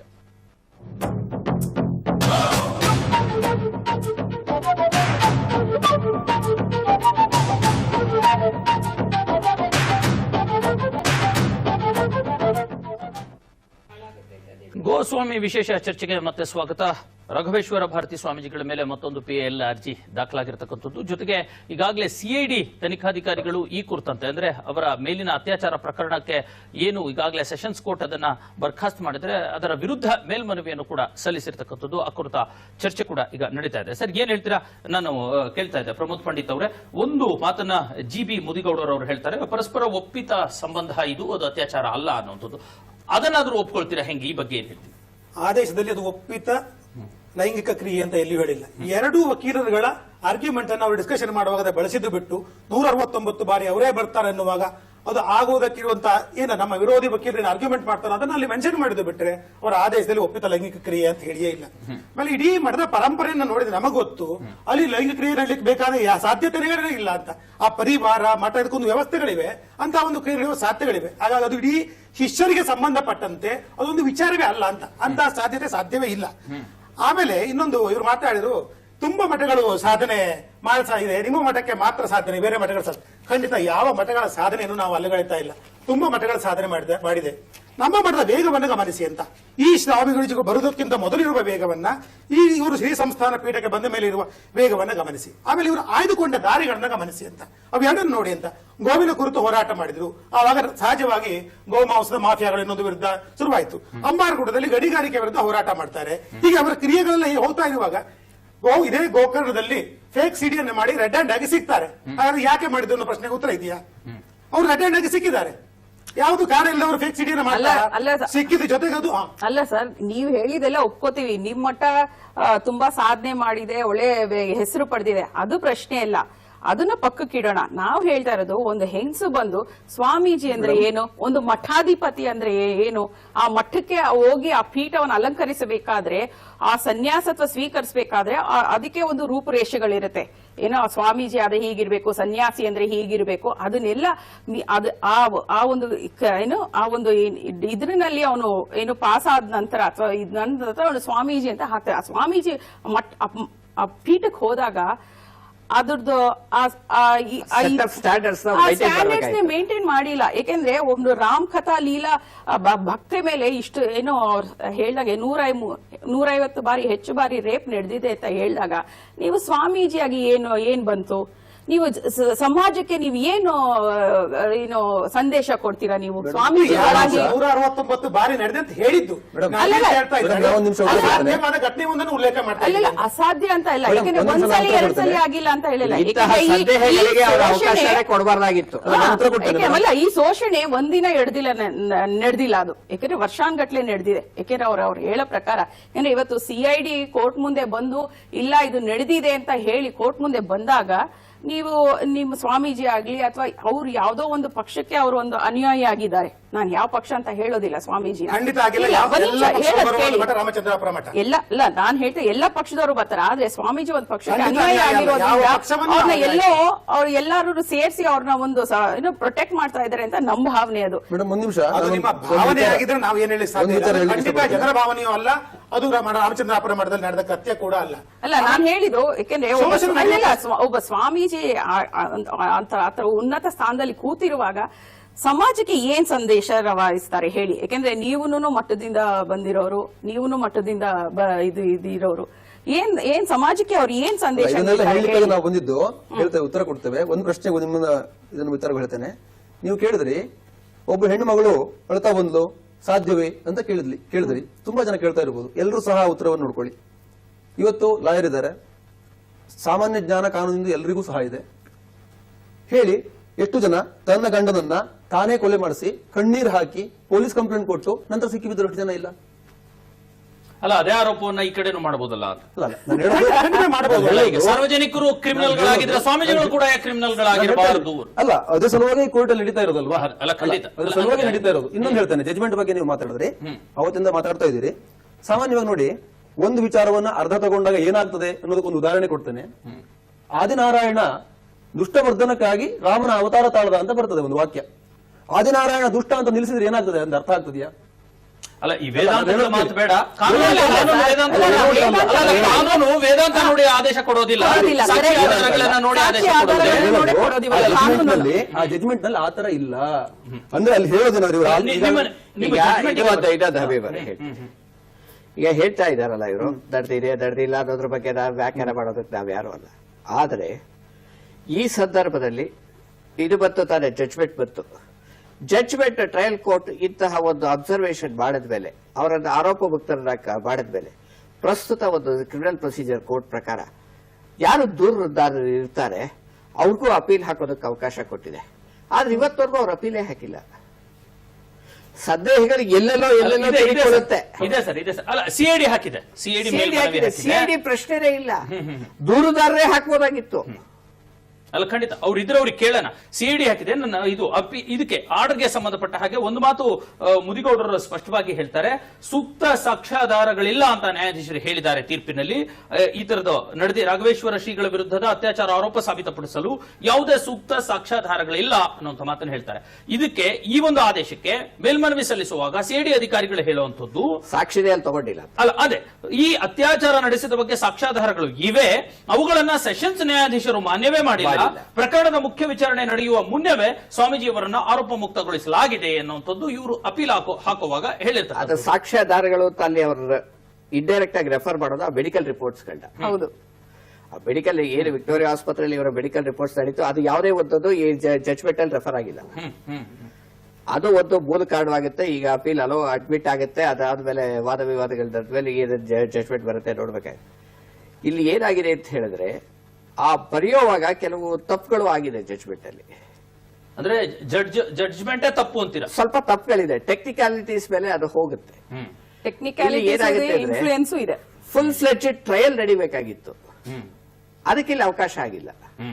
ಫುಲ್ ಫ್ಲೆಡ್ಜೆಡ್ ಟ್ರಯಲ್ ಅಂತ ನಡೆದಾಗ ಎಲ್ಲ ಸಾಕ್ಷ್ಯಾಧಾರಗಳು ಅಲ್ಲಿ ಒಂದು ಪುಟ್ ಇನ್ ಟು ಕ್ರಾಸ್ ಎಕ್ಸಾಮಿನೇಷನ್ ಅನ್ನೋದು ಇಲ್ಲಿ ನಡೆದಿಲ್ಲ. ಅದು ಆಗಿಲ್ಲದೆ ಇರೋದ್ರಿಂದ ಇದು ಏನಾಗುತ್ತೆ, ಟೆಕ್ನಿಕಲ್ ಆಗಿ ಆಟೋಮೆಟಿಕಲಿ ನೋಟಿಸ್ ಆರ್ಡರ್ ಆಗಿದೆ, ವಾದ ವಿವಾದಗಳು ನಡೀತೆ, ಮತ್ತೆ ಟ್ರಯಲ್ ಕೋರ್ಟ್ ಬರೋ ಸಾಧ್ಯತೆಗಳು ಇರುತ್ತವೆ ಫುಲ್ ಫ್ಲೆಡ್ಜೆಡ್ ಟ್ರಯಲ್ ಮತ್ತೆ ನಡೆಸೋದಕ್ಕೆ. ಈಗ ಇಲ್ಲಿ ಆಗ್ಬೇಕಾಗಿರೋದು ಸಂದೇಹಗಳ ಮೇಲೆ ಈ ಜಡ್ಜ್ಮೆಂಟ್ ಬಂದಿದೆ. ಯಾವುದೇ ಒಂದು ನ್ಯಾಯಗಳಿದೆ, ಈ ರೀತಿ ಹಿಂದಿನ ನ್ಯಾಯ ಈ ರೀತಿ ಇದೆ, ಇದ್ರ ಬಗ್ಗೆ ಈ ಸಾಕ್ಷ್ಯ ಹೀಗೆ ಹೇಳುತ್ತೆ ಹಾಗೆ ಹೇಳುತ್ತೆ, ಅದ್ರ ಕ್ರಾಸ್ ಎಕ್ಸಾಮಿನೇಷನ್ ಇವರು ಡಿನೈ ಮಾಡಿದ್ದಾರೆ, ಇಲ್ಲ ಇದರಿಂದ ಪ್ರೂವ್ ಆಗಿದೆ ಅಂತ ಹೇಳಿ ಯಾವುದೇ ಒಂದು ರೀತಿಯಲ್ಲೂ ಬಂದಿಲ್ಲ. ಮೇಲ್ನೋಟಕ್ಕೆ ಯಾವುದೇ ಸಾಕ್ಷ್ಯಾಧಾರಗಳು ಕಾಣದೇ ಇರೋದ್ರಿಂದ ಇದನ್ನ ವಜಾಗೊಳಿಸಿದೀನಿ ಅಂತ ಬಂದಿದೆ. ಆದ್ರೆ ಹಾಗಾಗಿ ಅದು ಮತ್ತೆ ಅಲ್ಲಿ ಹೈಕೋರ್ಟ್ ಅಲ್ಲಿ ಆಗೋ ಅದು ಕಾನೂನು ಹೋರಾಟ ನಡೆಯುತ್ತೆ ಸರ್, ನಡೆಯುತ್ತೆ. ಕಾನೂನು ಹೋರಾಟ ನಡೆಯುತ್ತೆ. ಹೌದು. ಈ ಹೈಕೋರ್ಟ್ ಅಲ್ಲಿ ಆಗುತ್ತೆ, ಹೈಕೋರ್ಟ್ ಅಲ್ಲಿ ಸುಪ್ರೀಂ ಕೋರ್ಟ್ ಅಲ್ಲಿ ಆಗುತ್ತೆ. ಎಲ್ಲಾದ್ರೂ ಪಾಪ ಸತ್ಯಕ್ಕೆ ಜಯ ಸಿಕ್ಕೇ ಸಿಗುತ್ತೆ. ಅವರು ಕೂಡ ಸತ್ಯವಂತರಾಗಿದ್ರೆ ಖಂಡಿತ ಗೆಲುವು ಬಂದೇ ಬರುತ್ತೆ. ಇಲ್ಲಿ ಪ್ರಶ್ನೆ ಬಂದಿರತಕ್ಕಂಥದ್ದು ಕಾನೂನು ಹೋರಾಟಗಳ ಬಗ್ಗೆ ಅಥವಾ ಸಾಕ್ಷಿಗಳ ಬಗ್ಗೆ ಅಥವಾ ಹೌದೋ ಅಲ್ವೋ ನಿಜಾನೋ ಸುಳ್ಳು ಅನ್ನೋದ್ರ ಬಗ್ಗೆ ಅಲ್ವೇ ಅಲ್ಲ, ನೈತಿಕತೆಯ ಬಗ್ಗೆ ಮೇಲೆ ಬಂದಿರತಕ್ಕಂಥದ್ದು. ಆಮೇಲೆ ನಾನೀ ಮಾತು ಹೇಳ್ತಿಲ್ಲ, ಪ್ರಗತಿಪರ ಹವ್ಯಕ ಸಂಘ ಆದವರು ಶ್ರೀನಿವಾಸ್ ಅವರು, ಮಾಜಿ ಸಚಿವರು ಶ್ರೀನಿವಾಸ್ ಅವರೆಲ್ಲ ಸೇರ್ಕೊಂಡು ಕೂಡ ಇದೇ ಮಾತನ್ನ ಹೇಳ್ತಾರೆ. ಅದು ಯಾಕೆ ಏನು ಅಂತ ಗೊತ್ತಾಗಲ್ಲ. ಬೇರೆ ಯಾವುದೇ ಧರ್ಮದವರಲ್ಲ, ಸಂಘದವರೇ ಆ ನೈತಿಕತೆ ಎಲ್ಲಿ ಡಿಸೈಡ್ ಆಗ್ಬೇಕು? ಆ ಮಠದ ಒಳಗಡೆ ಡಿಸೈಡ್ ಆಗ್ಬೇಕು. ಇಲ್ಲಿ ಯಾರ್ಯಾರು ಇವಾಗ ಇಷ್ಟೆಲ್ಲ ಹೊರಗಡೆ ಮಾತಾಡ್ತಿದ್ದಾರೆ, ಅವರು ಮಠದೊಳಗೆ ಹೋಗಿ ಕೂತ್ಕೊಂಡು ಇದು ಉತ್ತರ ಇರುತ್ತೆ ಅವ್ರವರೇ ಕೇಳ್ಕೋಬೇಕು. ನೈತಿಕತೆಗಳು ಯಾವುದೇ ಒಂದು ನ್ಯಾಯಾಲಯಗಳಲ್ಲಿ ಡಿಸೈಡ್ ಆಗೋದಕ್ಕೆ ಸಾಧ್ಯ ಇಲ್ಲ. ನಾನು ಆಗ್ಲೇ ಹೇಳಿದಾಗೆ ಯಾವ್ದಾದ್ರೂ ಒಂದು ಸಾರ್ವಜನಿಕ ಹಣದ ಮತ್ತು ಆಸ್ತಿಯ ದುರುಪಯೋಗ ಆಗಿದ್ದಾಗ ಮಾತ್ರ ನ್ಯಾಯಾಲಯಗಳು ಇದರಲ್ಲಿ ಮಧ್ಯಸ್ಥಿಕೆ ವಹಿಸಿ ಅದನ್ನ ಸರಿ ಮಾಡುತ್ತವೆ ವಿರಹ ಈ ನೈತಿಕತೆ ವಿಷಯವಾಗಿ ಅದು ಆ ಮಠದ ಒಳಗಡೆ ಡಿಸೈಡ್ ಆಗ್ಬೇಕೇ ವಿರಹ ಈ ಹೊರಗಡೆ ಅಲ್ಲ. ಅದನ್ನೇ ಡಿಸೈಡ್ ಆಗ್ಬೇಕು. ಏನ್ ಹೇಳ್ತಾರೆ, ಏನ್ ಹೇಳ್ತಾರೆ? ಪ್ರಗತಿಪರ ಹವ್ಯಕ ಸಂಘದ ಹೆಸರು ಬಳಸಿದ್ರೆ ಆ ಸಂಘ ಇಡೀ ಸಂಘದ ಒಟ್ಟು ಸಂಖ್ಯೆ 2 ಅಂಕಿ ಮುಟ್ಟತ್ತ ಅನ್ನೋದು ಸಂಶಯದ ಪ್ರಶ್ನೆ. ಅವರೆಲ್ಲರೂ ಈ ಮಠದಲ್ಲಿ ಬಂದು ಮಠದ ಅಧಿಕಾರವನ್ನು ಅನುಭವಿಸಬೇಕು, ಯಾರೋ ಒಬ್ಬರು ಸ್ವಾಮಿಗಳು ಅವ್ರು ಹೇಳಿದಂತೆ ಕೇಳುವ ಸ್ವಾಮಿಗಳು ಇರಬೇಕು ಅಂತ ಬಯಸಿದವರು. ಒಟ್ಟಾರೆ ಸಂಖ್ಯೆ ಸುಮಾರು 4-5 ಉದಾಹರಣೆಗಳಲ್ಲಿ ಘಟನೆಗಳು ಪುರುವಾಗಿದೆ ಅವರ ಸಂಖ್ಯೆ ಎಷ್ಟು ಅನ್ನೋದನ್ನ. ಹಾಗಾಗಿ ಅವರ ಬಗ್ಗೆ ನಾನು ಹೆಚ್ಚು ಚರ್ಚೆ ಮಾಡೋದಕ್ಕೆ ಬಯಸೋದಿಲ್ಲ. ಅದು ಹವ್ಯಕ ಧ್ವನಿ ಖಂಡಿತ ಅಲ್ಲ. ರಾಮಚಂದ್ರಾಪುರ ಮಠದಲ್ಲಿರುವಂತಹ 25,000 ಮನೆಗಳು ಹವ್ಯಕ ಮನೆಗಳಲ್ಲಿ 24,600 ಮನೆಗಳಷ್ಟು ದೀಪಕಾರಿಕೆ ಕೊಟ್ಟು ಇವತ್ತಿಗೂ ಶ್ರೀ ಸಂಸ್ಥಾನವೇ ಪೀಠದಲ್ಲಿ ಇರಬೇಕು ಅನ್ನುವ ಬೇಡಿಕೆಯನ್ನು ಸಲ್ಲಿಸ್ತಾ ಇದ್ದಾರೆ. ಇಡೀ ಹವ್ಯಕ ಸಮುದಾಯದ 70-80 ಅಲ್ಲ 99 ಶಿಷ್ಯರೇನಿದಾರಲ್ಲ ಅವರು ರಾಮಚಂದ್ರಾಪುರ ಮಠದ ಈ ಶ್ರೀಗಳನ್ನ ಮಾತ್ರ ಬಯಸ್ತಾ ಇದ್ದಾರೆ. ನೈತಿಕತೆಯ ಪ್ರಶ್ನೆ ಮಾತಾಡ್ತಾ ಇದ್ದೀರಿ. ಇಲ್ಲಿ ಸಂಶಯದ ಒಂದು ಅಂದ್ರೆ ತುಣುಕು ಸಹಿತ ಇಡೀ ರಾಮಚಂದ್ರಾಪುರ ಮಠದ ಶಿಷ್ಯರಿಗೆ ಇಲ್ಲವೇ ಇಲ್ಲ. ಹಾಗಾಗಿ ಯಾರೋ ಒಬ್ರು ಆಪಾದನೆ ಮಾಡ್ತಿದಾರಲ್ಲ, ಆರೋಪದ ಹಿಂದೆ ಏನಿದೆ, ಅವರ ಉದ್ದೇಶ ಏನು ಅನ್ನೋದು ಪೂರ್ತಿ ಗೊತ್ತಿರುವಾಗ ಅಲ್ಲಿ ನಮಗೆ ಆ ಸಂಶಯದ ಪ್ರಶ್ನೆ ಬರೋದಿಲ್ಲ. ಈ ಶ್ರೀ ಸಂಸ್ಥಾನದಿಂದ ಅನುಗ್ರಹಿತರಾದವರು, ಅವರಿಂದ ನಾವು ಈ ಸಮಾಜಮುಖಿ ಕಾರ್ಯಕ್ರಮವನ್ನು ನೋಡಿಕೊಂಡು ನಮಗೆ ಇವ್ರು ಏನು ಅನ್ನೋದು ಗೊತ್ತು. ಪ್ರತಿ ಕ್ಷಣಕ್ಕೆ ಅವರು ಸ್ಪಂದಿಸುವ ರೀತಿ ನೋಡಿದ್ದೇವೆ, ಯಾವ ಕಣ್ಣಿಗೆ ಯಾವ ರೀತಿಯಲ್ಲಿ ಸ್ಪಂದಿಸ್ತಾರೆ ಅಂತ ಸ್ಪಂದಿಸುವ ವ್ಯಕ್ತಿ ಮೇಲೆ ನೈತಿಕತೆ ಬಗ್ಗೆ ನಮಗೆ ತುಂಬಾ ವಿಶ್ವಾಸ ಇದೆ. ಅವರು ಅಲ್ಲಿ ಪೀಠದಲ್ಲಿ ನಿಂತಿರೋದಿಲ್ಲ, ಅವ್ರ ಪೀಠದಲ್ಲಿ ಇರಲೇಬೇಕು ಅನ್ನೋದು ನಮ್ಮೆಲ್ಲರ ಒಕ್ಕೊರಲ ಧ್ವನಿ. ಆಮೇಲೆ ಇಡೀ ರಾಮಚಂದ್ರಾಪುರ ಮಠ ಸನ್ಯಾಸ ಬಗ್ಗೆ ಇವ್ರು ಹೇಳಿದಾರಲ್ಲ, ಆ ಪರಂಪರೆ ಸನ್ಯಾಸಕ್ಕೆ ಬರುವಾಗ ಪೀಠಕ್ಕೆ ಬರುವಾಗ ಏನೆಲ್ಲ ಪರೀಕ್ಷೆಗಳಿವಲ್ಲ, ಆ ಎಲ್ಲ ಪರೀಕ್ಷೆಗಳಿಂದ ದಾಟಿ ಬಂದಿದ್ದಾರೆ. ಬಂದ ಮೇಲೆ ಪ್ರತಿ ಕ್ಷಣಕ್ಕೂ ಅವರ ಪ್ರತಿ ನಡೆಗಳಿಗೂ ಒಂದಿಷ್ಟು ನಿಯಮಗಳಿವೆ. ನೀರು ಬೇಕು ಅಂತ ನೀರನ್ನು ಅವ್ರು ತೆಗೆದುಕೊಳ್ಳೋದಿಲ್ಲ, ಅವ್ರ ಪರಿವಾರ ಕೊಡುತ್ತೆ. ಅವರು ಒಂದು ದಿವಸ ಅವರೊಬ್ಬರು ಒಂದು ಅಂಗಡಿಗೆ ಹೋಗಿದ್ದನ್ನು ತೋರಿಸಲಿ, ಅವರ ಆಪಾದನೆಗಳು ಮಾಡ್ತಾರಲ್ಲ, ಎಲ್ಲಿಯೂ ಅಂತ ಪ್ರಶ್ನೆಗಳು ಬರೋದಿಲ್ಲ. ಮತ್ತೆ ಅಲ್ಲಿ ವಿಷಯ ಬಂತ ಹೇಳಿದ್ರೆ FSL ಅನ್ನ ಯಾವುದೋ ಒಂದನ್ನ ಅಲ್ಲಿ ಮೆನ್ಷನ್ ಮಾಡಿದ್ದಾರೆ. 3 ಸಾರಿ ವಿದೌಟ್ ಎಕ್ಸಾಮಿನೇಷನ್ ಅದು ಇಂಪ್ರೂವ್ ಆಗಿದೆ ಯಾಕೆ ಅನ್ನೋದು ಅವರು ಕೂಡ ಕೇಳಿದ್ದಾರೆ. ಫಸ್ಟಿಗೆ DNA ಕಾಣೋದಿಲ್ಲ, ಆಮೇಲೆ DNA ಬಂತು ಅಂತ ಹೇಳ್ತೀರಿ, ಆಮೇಲೆ ಇನ್ನೊಂದನ್ನು ಕಳಿಸ್ತೀರಿ, ವಿದೌಟ್ ಎಕ್ಸಾಮಿನೇಷನ್ ರೀಎಕ್ಸಾಮಿನೇಷನ್ ಇಂಪ್ರೂವ್ ಆಗ್ತಾ ಹೋಗಿದೆ. ಆ ಪ್ರಶ್ನೆಯನ್ನು ಅವರು ಅದರಲ್ಲಿ ಮೆನ್ಷನ್ ಮಾಡ್ತಾರೆ ಕೂಡ. ಅದು ಕೂಡ ತಂತ್ರದ ಭಾಗ ಅನ್ನೋದನ್ನು ಗೋಚರಿಸ್ತಾ ಇರೋದನ್ನ ಅವರು ಆರ್ಡರ್ ಹೇಳ್ತಾರೆ. ಇಂಥ ಹಲವಾರು ಅಂಶಗಳಿವೆ. ಅಲ್ಲಿ ನಡೆದಿಲ್ಲ ಅನ್ನೋದಕ್ಕೆ ಅವರು ಕೊಡುವ ಪ್ರೂಫ್ ಜೂನ್ 26, ಜೂನ್ 27 ಮಾತ್ರ. ಜೂನ್ 26, 27ಕ್ಕೆ ಸ್ಪಷ್ಟವಾಗಿ ಆಗಿದೆ.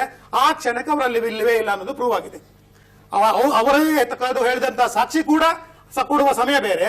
ಇವರು ಟವರ್ ಮ್ಯಾಚಿಂಗ್ ಅನ್ನುವ ಏನು ಟೆಕ್ನಿಕಲ್ ಸಾಕ್ಷಿ ಅಂತ ಕರೀತಾರಲ್ಲ, ಅದು ಕೂಡ ಬೇರೆ. ಅದು ಒಂದನ್ನೇ ಬಿಟ್ಟರೆ ಬೇರೆ ಯಾವುದಕ್ಕೂ ಅವರ ಆಧಾರಗಳಿಲ್ಲ.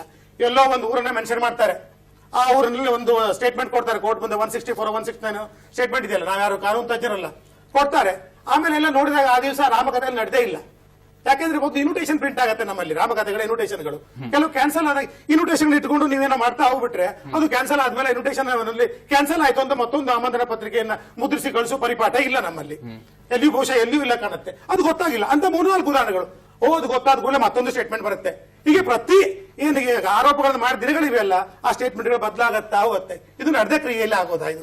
ಕರೆಕ್ಟ್. ಓಕೆ, ಈಗ ಇರ್ಲಿ ಸರ್, ಅದೆಲ್ಲ ಕತೆ ಇದೆ. ಈಗ CID ಅಧಿಕಾರಿಗಳು ಏನು ಸಲ್ಲಿಸಿದ್ದಾರೆ ಮೇಲ್ಮನವಿ, ಅದಕ್ಕೆ ಸಂಬಂಧಪಟ್ಟ ಹಾಗೆ ಕ್ರಿಮಿನಲ್ ಮೇಲ್ಮನವಿಯನ್ನ ನ್ಯಾಯಮೂರ್ತಿ AV ಚಂದ್ರಶೇಖರ್ ಅವರ ಏಕಸದಸ್ಯ ಪೀಠ ವಿಚಾರಣೆಗೆ ಅಂಗೀಕಾರ ಮಾಡಿಕೊಂಡಿದೆ. ನೋಟಿಸ್ ಅನ್ನು ಕೂಡ ಜಾರಿ ಮಾಡಿರ್ತಕ್ಕಂಥದ್ದು. ಈ ಪ್ರಕರಣಕ್ಕೆ ಸಂಬಂಧಪಟ್ಟಂತೆ ಎಲ್ಲಾ ದಾಖಲೆಗಳನ್ನ ತರಿಸುವಂತೆ ರಿಜಿಸ್ಟ್ರಾರ್ಗೆ ಸೂಚನೆಯನ್ನು ಕೂಡ ಕೊಟ್ಟಿದೆ ಅನ್ನುವಂಥದ್ದು.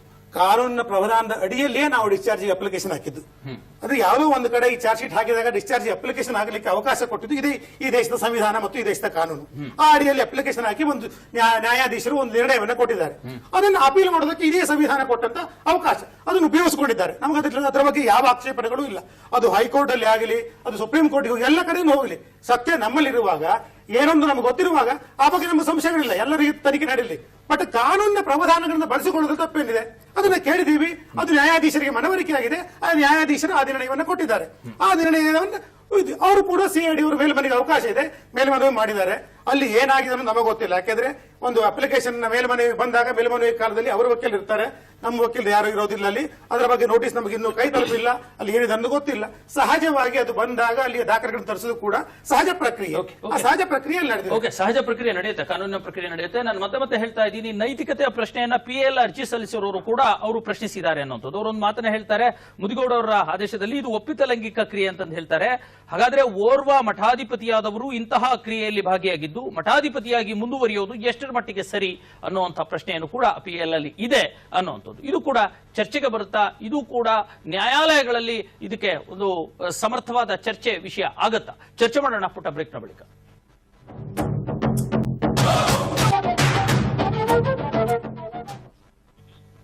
ಗೋಸ್ವಾಮಿ ವಿಶೇಷ ಚರ್ಚೆಗೆ ಮತ್ತೆ ಸ್ವಾಗತ. ನಾವು ಚರ್ಚೆ ಮಾಡ್ತಾ ಇದ್ವಿ ಇವತ್ತು ವಕೀಲರೊಬ್ಬರು ಹಾಕಿರ್ತಕ್ಕಂಥ PL ಕುರಿತಂತೆ, ಜೊತೆಗೆ ನೈತಿಕತೆಯ ಪ್ರಶ್ನೆ ಕೂಡ ಬರ್ತಾ ಇದೆ. ಅದು ನೈತಿಕತೆ ಅನ್ನುವಂಥದ್ದೇ ಒಂದು ಪರಿಧಿಗೆ ಸಿಗದೇ ಇರುವಂತಹ ಪದ ಆಗಿರೋದ್ರಿಂದ ಅದರ ಬಗ್ಗೆ ಒಂದು ಖಡಾಖಂಡಿತವಾದ ನಿಲುವನ್ನು ತಾಳೋದಕ್ಕೂ ಕೂಡ ಸನಾತನ ಧರ್ಮವನ್ನ ಪಾಲನೆ ಮಾಡ್ತಾ ಇರ್ತಕ್ಕಂಥ ಭಾರತ ದೇಶದಲ್ಲೇ ಸಾಧ್ಯ ಇಲ್ಲ ಅನ್ನುವಂಥ ಪರಿಸ್ಥಿತಿ ಇದೆ. ಎನ್ವೇ ಒಂದು ಮಾತು ಮೇಡಮ್ ರುಕ್ಮಿಣಿ ಅವರು, ಒಂದು ಮಾತನ್ನ ಚನ್ನಮಲ್ಲ ವೀರಭದ್ರ ಸ್ವಾಮೀಜಿಯವರು ಹೇಳ್ತಾರೆ, ನಿಡುಮಾಮಿಡಿ ಮಠದ ಸ್ವಾಮೀಜಿಗಳು ಒಂದು ಮಾತನ್ನ ಹೇಳ್ತಾರೆ. ಬಹುತೇಕ ಸ್ವಾಮೀಜಿಗಳು ಅವರು ಸನ್ಯಾಸಿಗಳು ಹೌದು, ಆದರೆ ಬ್ರಹ್ಮಚಾರಿಗಳಲ್ಲ ಅನ್ನುವಂಥ ಮಾತನ್ನು ಹೇಳ್ತಾರೆ. ಇದೇ ವಿಷಯಕ್ಕೆ ಸಂಬಂಧಪಟ್ಟ ಹೌದು, ಇದೇ ವಿಷಯ ಸಂಬಂಧ ಅಂದ್ರೆ ಬಹುತೇಕರು ಖಡಾಖಂಡಿತವಾಗಿ ಓಪನ್ ಆಗಿ ಮಾಧ್ಯಮಗಳ ಎದುರು ಮಾತನ್ನ ಹೇಳ್ತಾರೆ. ಅದು ಖಂಡಿತ ಅದಕ್ಕೂ ಇದಕ್ಕೂ ಎಲ್ಲಾದ್ರೂ ಸಿಮಿಲರ್ ಇದೆ ಅಂತ ತಮಗನ್ಸುತ್ತೆ? ನಿಜವಾಗ್ಲೂ ಇದೆ. ಯಾಕೆಂದ್ರೆ ಇವ್ರು ಹೇಳ್ದಂಗೆನೆ ಸ್ವಾಮೀಜಿಗಳು ಆ ಸಾಧನೆ ಮಾಡಿದ್ದಾರೆ, ಈ ಸಾಧನೆ ಮಾಡಿದ್ದಾರೆ, ಅದೆಲ್ಲ ಇಲ್ಲಿ ಮತ್ತೆ ಕಾನೂನು ಒಂದ್ ಪಕ್ಕಕ್ಕಿಡೋಣ, ಸಾಧನೆನೂ ಒಂದ್ ಪಕ್ಕಕ್ಕಿಟ್ಟು ಹೋದಾಗ ನೀವು ಹೇಳ್ದಂಗೆ ಆ ನೈತಿಕತೆ ಬಂದಾಗ ನಿಜವಾಗ್ಲೂ ಆ ಮಠಕ್ಕೆ ಹೋಗಿ ಆ ಸ್ಥಾನವನ್ನು ಅಲಂಕರಿಸಿದಾಗ, ಏಕೆಂದ್ರೆ ನೀವು ರಾಮಕಥಾ ಭಕ್ತರಲ್ಲಿ ಸಾವಿರಾರು ಜನ ಬಂದು ನಿಮ್ ರಾಮಕಥೆನ ಕೇಳ್ತಾರೆ, ಭಕ್ತಾದಿಗಳು ಸಾವಿರಾರು ಜನ ಕೂತ್ಕೊಂಡು ಕೇಳ್ತಾರೆ.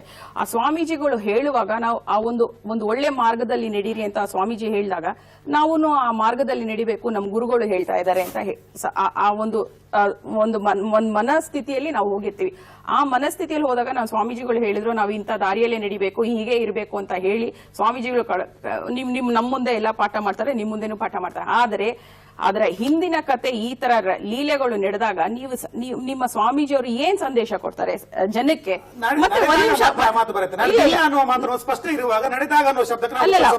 ಒಂದ್ ನಿಮಿಷ, ಆಮೇಲೆ ನಾನ್ ಹೇಳೋದು, ನೀವ್ ಹೇಳ್ದಂಗೆನೆ ನಿಡಿಮಾಮುಡಿ ಸ್ವಾಮೀಜಿ ಅವ್ರು ಹೇಳ್ದಂಗೆನೆ ಎಲ್ಲಾ ಸ್ವಾಮೀಜಿಗಳು ಸನ್ಯಾಸಿಗಳಾದ್ರೂ ಯಾರು ಬ್ರಹ್ಮಚಾರಿಗಳಲ್ಲ. ಅದು ನಿಜವಾಗ್ಲೂ ಬಹುತೇಕರು ಬ್ರಹ್ಮಚರ್ಯವನ್ನ ಪಾಲಿಸಿಲ್ಲ ಅಂತ ಅದು ನಿಜವಾಗ್ಲೂ ಸತ್ಯ. ಈಗಿನ ಕಾಲದಲ್ಲಿ ಅದು ನಿಜವಾಗ್ಲೂ ಸತ್ಯನೇ ಅಂತ ನಾನು ಹೇಳಕ್ ಇಷ್ಟಪಡ್ತೀನಿ.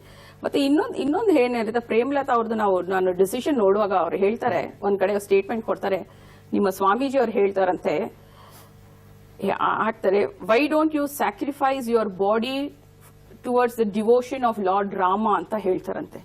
ಅಂದ್ರೆ ಏನ್ ಅರ್ಥ ಅಲ್ಲಿಗೆ? ಒಂದು ಹೆಂಗಸಿನ ಮೇಲೆ why don't you sacrifice your body to devotion towards the Lord? ಅಂದ್ರೆ ನಾವಂತೂ ದೇವ್ರನ್ನ ಎಲ್ಲೂ ಕಾಣಿಲ್ಲ ಸರ್, ಮನುಷ್ಯರಾದವನು ದೇವ್ರನ್ನಂತೂ ಎಲ್ಲೂ ಕಾಣಿಲ್ಲ. ಆ ದೇವ್ರನ್ನ ನಾವು ಸ್ವಾಮೀಜಿ ಮೂಲಕ ನಾವು ಕಾಣ್ತೀವಿ. ಅವರೇ ನಮ್ ದೇವ್ರು, ಅವರೇ ಇವರು ಅಂತ ನಾವ್ ಹೇಳ್ತೇವೆ. He acts as a messenger of God ಅಂತ ನಾವೇನು ಹೇಳ್ತೀವಿ. ಅವ್ರು ಹೇಳ್ತಾರೆ ಇರೋದನ್ನ ಮಾತ್ರ ಹೇಳ್ಬೇಕು ನೀವು ಅಂತ. ಅದನ್ನು ಸ್ವಾಮೀಜಿ ಅವ್ರು ಹೇಳಿದ್ದಲ್ಲ, ಸ್ವಾಮೀಜಿ ಅವರು ಎಲ್ಲಿಯೂ ಹೇಳಿಲ್ಲ. ಅವರು ಬಳಸಿಕೊಂಡಿದ್ದಾರೆ. ನಾನು ಆ ಕಂಪ್ಲೇಂಟ್ ಅಲ್ಲಿ ಇರೋದನ್ನೇ ನಾನು ಹೇಳ್ತಾ ಇದ್ದೀನಿ.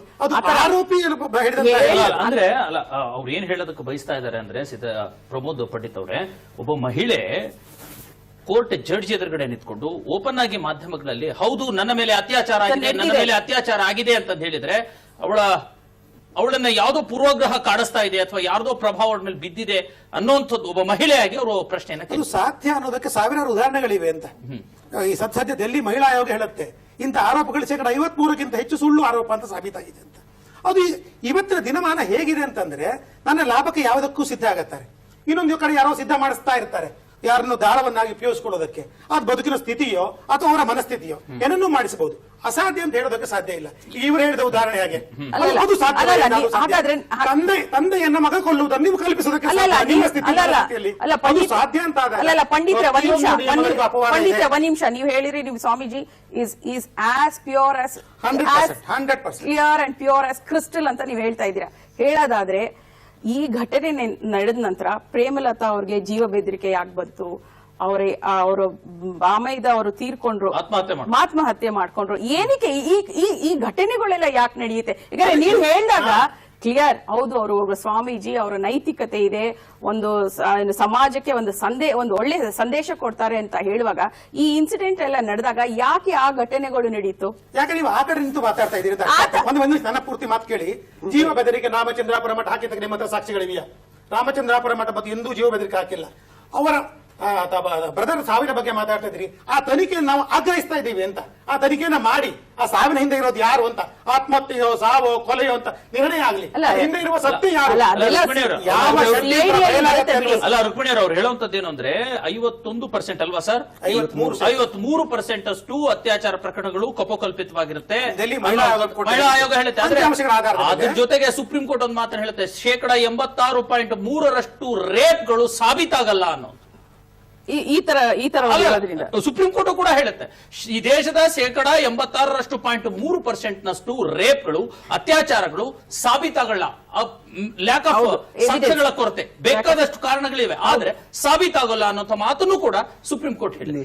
ಇಲ್ಲಿ ವಾಸ್ತವವನ್ನ ಪರಿಗಣಿಸೋದು ಹೇಗೆ? ನಾವು ಇಲ್ಲಿ ಇದನ್ನ ಮಾಡಕ್ಕೆ ವಾದ ಪ್ರತಿವಾದ ಮಾಡೋದಕ್ಕೆ ಕೂತಿಲ್ಲ ಸರ್. ಈಗಾಗಲೇ ನೋಟಿಸ್ ಜಾರಿ ಮಾಡಿದೆ, ಏನ್ ಹೇಳ್ತೀರಾ? ಯಾವ ತರದ ನಡೆಯುತ್ತೆ ಕಾನೂನು ಪ್ರಕ್ರಿಯೆಯನ್ನು?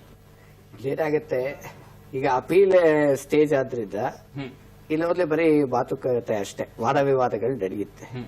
ಅಲ್ಲಿ whether the discharge is correct or not ಅಂತ ಹೇಳಿ ಅಷ್ಟೇ ಇದಾಗೋದು. ಡಿಸ್ಚಾರ್ಜ್ ಇವಾಗ ಮಾಡಿ ತಪ್ಪು ಅಂತ ಹೇಳಿದ್ರೆ ಮತ್ತೆ ಅದು ಟ್ರಯಲ್ ಕೋರ್ಟ್ ಬರುತ್ತೆ. ಅಲ್ಲಿ ಅವಾಗ ಪೂರ್ಣ ಪ್ರಮಾಣದ ಒಂದು ಟ್ರಯಲ್ ನಡಿಬೇಕಾಗುತ್ತೆ. ಯಾರತ್ರ ಇವರು ಬಂದು ಸಾಕ್ಷಿ ಹೇಳ್ಬೇಕಾಗುತ್ತೆ, ಕ್ರಾಸ್ ಎಕ್ಸಾಮಿನೇಷನ್, ಸಾಕ್ಷ್ಯಾಧಾರಗಳು ಕೊಡ್ಬೇಕು, ಆಧಾರಗಳನ್ನ ಕೊಡ್ಬೇಕಾಗತ್ತೆ. ಇಲ್ಲಿ ಆಧಾರಗಳು ಎಲ್ಲಿ ಇವಾಗ ನೀವು ಸುಪ್ರೀಂ ಕೋರ್ಟ್ ಏನ್ ಹೇಳಿದ್ರಿ ಅಲ್ಲೇ ಫೇಲ್ ಆಗೋದು ಅದ್ರಲ್ಲೇ.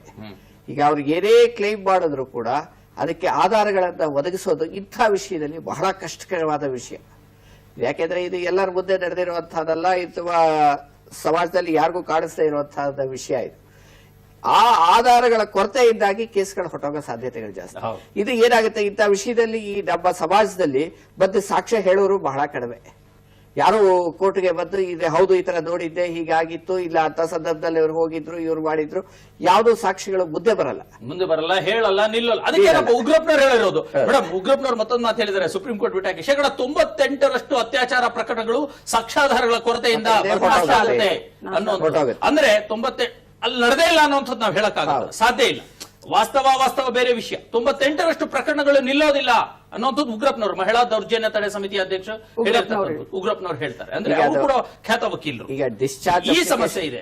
ಡಿಸ್ಚಾರ್ಜ್ ಅಪ್ಲಿಕೇಶನ್ ಅಲೋ ಆಗಿರೋದು ಈ ರೀತಿ ಟೆಕ್ನಿಕಲ್ ಗ್ರೌಂಡ್ಸ್ ಮೇಲೆ. ಅದು ಕ್ರಿಮಿನಲ್ ಕೇಸ್ ನಲ್ಲಿ ಯಾವುದೇ ಹಂತದಲ್ಲಾದ್ರೂ ಆ ಟ್ರಯಲ್ ಕೋರ್ಟ್ಗಳು ಇರುವಂತಹ ತನ್ನ ಮುಂದೆ ಇರುವಂತಹ ಒಂದು ವಸ್ತುಸ್ಥಿತಿಯನ್ನು ಗಮನಿಸಿ ಆದೇಶವನ್ನು ನೀಡೋದಕ್ಕೆ ಅವಕಾಶ ಇದೆ. ಪ್ರತಿಯೊಂದು ಹಂತದಲ್ಲೂ ಒಂದೊಂದು ರೀತಿಯಲ್ಲಿ ಬರುತ್ತೆ. ಈಗ ಸೋಲ್ ಸ್ಟೇಟ್ಮೆಂಟ್ ಅಂತ ಹಾಕಿದಾಗ ಅವಾಗ್ಲೇನೆ ಅದಕ್ಕೆ ಏನು ಸಾಕ್ಷ್ಯ ಇಲ್ಲ ಅಂತ ಹೇಳಿ ಕಂಪ್ಲೇಂಟ್ ರಿಜೆಕ್ಟ್ ಮಾಡಬಹುದು. ಆ ನಂತರ ಇವರು ಹಾಕಿ ಕೋರ್ಟ್ ಮುಂದೆ ಬಂದ ನಂತರವಾದ್ರೂ ಅವರು ನಾನು ಇದ್ರಲ್ಲಿ ಯಾವ್ದು ತಪ್ಪು ಮಾಡಿಲ್ಲ, ಅಲ್ಲೇನು ಸಾಕ್ಷ್ಯಾಧಾರವಿಲ್ಲ ಅಂತ ಹೇಳಿ ಒಬ್ಬ ಆರೋಪಿ ಅರ್ಜಿ ಹಾಕಿದ್ರೆ ಅದನ್ನು ಕನ್ಸಿಡರ್ ಮಾಡಬಹುದು. ಹಿಯರ್ ಬಿಫೋರ್ ಚಾರ್ಜ್ ಅಂತ ಇರುತ್ತೆ. ಚಾರ್ಜ್ ಹಾಕೋದಕ್ಕೆ ಮುಂಚೆ ಕೂಡ ಹಿಯರ್ ಬಿಫೋರ್ ಚಾರ್ಜ್ ಅಲ್ಲಿ ನಾವು ಅದಕ್ಕೆ ಅಪ್ಲಿಕೇಶನ್ ಹಾಕೊಂಡು ನಾವು ಅದನ್ನ ಕೇಸ್ ನ ಡಿಸ್ಮಿಸ್ ಮಾಡಿಸಬಹುದು. ಈ ಪ್ರಕ್ರಿಯೆಯಲ್ಲಿ ಇದು ಮೊದಲನೇ ಹಂತದಲ್ಲೇ ಇದು ವಜಾ ಆಗಿರೋದ್ರಿಂದ ಅಲ್ಲಿ ನೋಡಿ whether this discharge is correct or not ಅಂತ ಹೇಳಿ ಹೈಕೋರ್ಟ್ ತೀರ್ಮಾನಿಸಿ, ಹೈಕೋರ್ಟ್ ಡಿಸ್ಚಾರ್ಜ್ ಕರೆಕ್ಟ್ ಅಂತ ಹೇಳಿದ್ರೆ ಅದನ್ನ ಅಲ್ಲಿಗೆ ಅದನ್ನ ಎತ್ತಿ ಹಿಡಿಯುತ್ತೆ. ಇಲ್ಲದೆ ಇದ್ರೆ ಮತ್ತೆ ಇದನ್ನ ಪುನರಾವರ್ತನೆ ಇದು ಮಾಡಿ ಮತ್ತೆ ಯಾವ ಹಂತದಲ್ಲಿ ನಿಂತಿತ್ತು ಅಲ್ಲಿಂದ ಮುಂದುವರಿಸಿ ಅಂತ ಹೇಳಿ ಮತ್ತೆ ಅದು ಟ್ರಯಲ್ ಕೋರ್ಟ್ ಕಳಿಸುತ್ತೆ. ಇಟ್ಸ್ ಓನ್ಲಿ ಒಂದು ಟೆಕ್ನಿಕಾಲಿಟಿ ಇರೋದು ಅಷ್ಟೇ ಇರೋದು. ಇನ್ನ ಏಕೆಂದ್ರೆ ಇವರು ಹೇಳ್ದಂಗೆನೆ ಅದು ಇನ್ನ ಪ್ರೂವ್ ಆಗಿಲ್ಲ. Swamiji has been let of ನಿರಪರಾಧಿ ಅಂತ ಎಲ್ಲೂ ಹೇಳಿಲ್ಲ. ಇಟ್ಸ್ ಸಾಬೀತಾಗಿಲ್ಲ.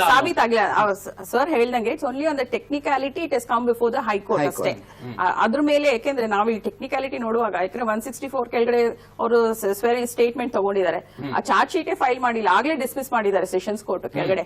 ಮತ್ತೆ ಇನ್ನು 506 ಕೆಳಗಡೆ ಅವರು ಡಿಸ್ಚಾರ್ಜ್ ಮಾಡಿದ್ದಾರೆ. Though the case was filed under 508 of IPC ಕೆಳಗಡೆ ಮಾಡಿದ್ದಾರೆ. ಸೊ ಆತರ ಆಗಿರೋ ಇರೋದ್ರಿಂದ ಒಂದೇ ಒಂದು ಟೆಕ್ನಿಕ್ಯಾಲಿಟಿ ಬಗ್ಗೆ ನಾವು ಹೇಳ್ಬೇಕು. ಅಲ್ಲ ಅದೇ ನನಗೆ ಅದೇ ಮೇಡಮ್ ನಾನು ಹೇಳಿದೆ ಸುಪ್ರೀಂ ಕೋರ್ಟ್ ನ ಆದೇಶ ಮತ್ತು ಉಗ್ರಪ್ಪನವರು ಹೇಳೋ ಪ್ರಕಾರ 86.3% ಮತ್ತೆ ಉಗ್ರಪ್ಪನವರು 98% ಸಾಬೀತಾಗೋದಿಲ್ಲ, ಅತ್ಯಾಚಾರ ಪ್ರಕರಣ ಸಾಬೀತಾಗೋದಿಲ್ಲ ಅನ್ನೋದು. ಈ ಹಂತದಲ್ಲಿ ನನಗೆ ಬಹಳ ಪ್ರಶ್ನೆ, ಸಮಸ್ತ ಅತ್ಯಾಚಾರಕ್ಕೆ ಒಳಗಾಗುವ ಮಹಿಳೆಯರ ಪರವಾಗಿ, ಯಾರು ಅತ್ಯಾಚಾರಕ್ಕೆ ನಿಜವಾಗ್ಲೂ ಒಳಗಾಗಿದ್ದಾರೆ ಅವರ ಪರವಾಗಿ ಯಾವತ್ತು ಅವ್ರಿಗೆ ನ್ಯಾಯ ಸಿಗೋದು ಅನ್ನೋದು? ಕಾನೂನುಗಳ ದೌರ್ಬಲ್ಯವೋ ಅಥವಾ ನಮ್ಮ ವ್ಯವಸ್ಥೆಯ ದೌರ್ಬಲ್ಯವೋ ಅಥವಾ ಏನಿದು, ಯಾಕೆ ಹೀಗಾಗ್ತಾ ಇದೆ? ಕಾನೂನು ದೌರ್ಬಲ್ಯನು ಮತ್ತೆ ನಮ್ಮ ವ್ಯವಸ್ಥೆ ಎರಡೂನು ನಾನು ಹೇಳಕ್ ಇಷ್ಟಪಡ್ತೇನೆ. ಯಾಕೆಂದ್ರೆ ಅಲ್ಲಿ ರಿಪೋರ್ಟ್ ಫೈಲ್ ಮಾಡುವಾಗ ಪೊಲೀಸ್ ಅವರು ಅಲ್ಲಿ ರಿಪೋರ್ಟ್ ಸರಿಯಾಗಿ ಫೈಲ್ ಮಾಡೋದಿಲ್ಲ, ಅವ್ರು ಏನೇನ್ ಸಾಕ್ಷಿ ಬೇಕೋ ಅದನ್ನ ಒದಗಿಸೋದಿಲ್ಲ. ಏನೋ ರೇಪ್ ಆಗಿದ್ದ ಇನ್ಸಿಡೆಂಟ್ಸ್ಗೂ ಮತ್ತೆ ಕೋರ್ಟ್ ಬರೋ ಅಷ್ಟರಲ್ಲಿ ಕಾಲಾವಕಾಶ ತುಂಬಾ ಆಗೋಗಿರುತ್ತೆ. ಇನ್ನು ಆ ಮನಸ್ಥಿತಿಯಲ್ಲಿ ಆ ಹೆಣ್ಮಗು ಹೋಗುತ್ತಲ್ಲ, ದಟ್ ಆ ಪ್ರಾಸೆಸ್ ಇದೆಯಲ್ಲ, ಆ ಪ್ರಾಸೆಸ್ಗೆ ಬೇಜಾರಾಗೋಗುತ್ತೆ. ಯಾಕೆಂದ್ರೆ she should come before the police station, give the report, ಅದೇನಾಯ್ತು ಅಂತ ಎಲ್ಲ ವಿವರಣೆ ಕೊಡ್ಬೇಕು ಪೊಲೀಸ್ಗೆ. ಅವ್ರು ಮತ್ತೆ ಕರೀತಾರೆ, ಆ ವಿವರಣೆ ಕೊಟ್ಟು ಮತ್ತೆ ಅವ್ರು ಹಾಕೋ ಅಷ್ಟರಲ್ಲಿ ಇಟ್ಸ್ ಅ ಲಾಂಗ್ ಪ್ರೊಸೆಸ್. ಆ ಸೈಕಲಾಜಿಕಲ್ ಎಫೆಕ್ಟ್ ತುಂಬಾ ಆಗಿರುತ್ತೆ ಆ ಹೆಣ್ಮಗ್ಳಿಗೆ, ಏನ್ ಹೋಗಿರುತ್ತೋ. ಸೊ ಅದರಿಂದ ಎಷ್ಟೋ ಒಂದ್ ಕಡೆ ಅಯ್ಯೋ ಸಾಕು ಬಿಡು, ಇಷ್ಟು ದಿನನೇ ಇದಾಗೋಯ್ತಲ್ಲ, ಇನ್ ಕೋರ್ಟ್ ಅಲ್ಲಿ ಹೋಗಿ ಏನ್ ಮಾಡೋದು ಅಂತ ಹೇಳಿ ಅಲ್ಲೂ ಬಿದೋಗುತ್ತೆ ಕೇಸಸ್. ಆ ತರ ಆಗಿರೋದ್ರಿಂದ ನೀವು ಹೇಳಿದಂಗೆ 98% ಕೇಸಸ್ ಹಾಗೆ ಹೊರಟೋಗುತ್ತೆ. ಪ್ರಮೋದ್ ಪಂಡಿತ್ ಅವರು, ನನಗೆ ಇದು ಓಕೆ ಬಿಡಿ, ಕೇಸ್ ಕೋರ್ಟ್ ಅಲ್ಲಿದೆ, ಅದೇನೋ ನಡ್ಕೊಂಡು ಹೋಗುತ್ತೆ, ಅದೆಲ್ಲ ಸರಿ.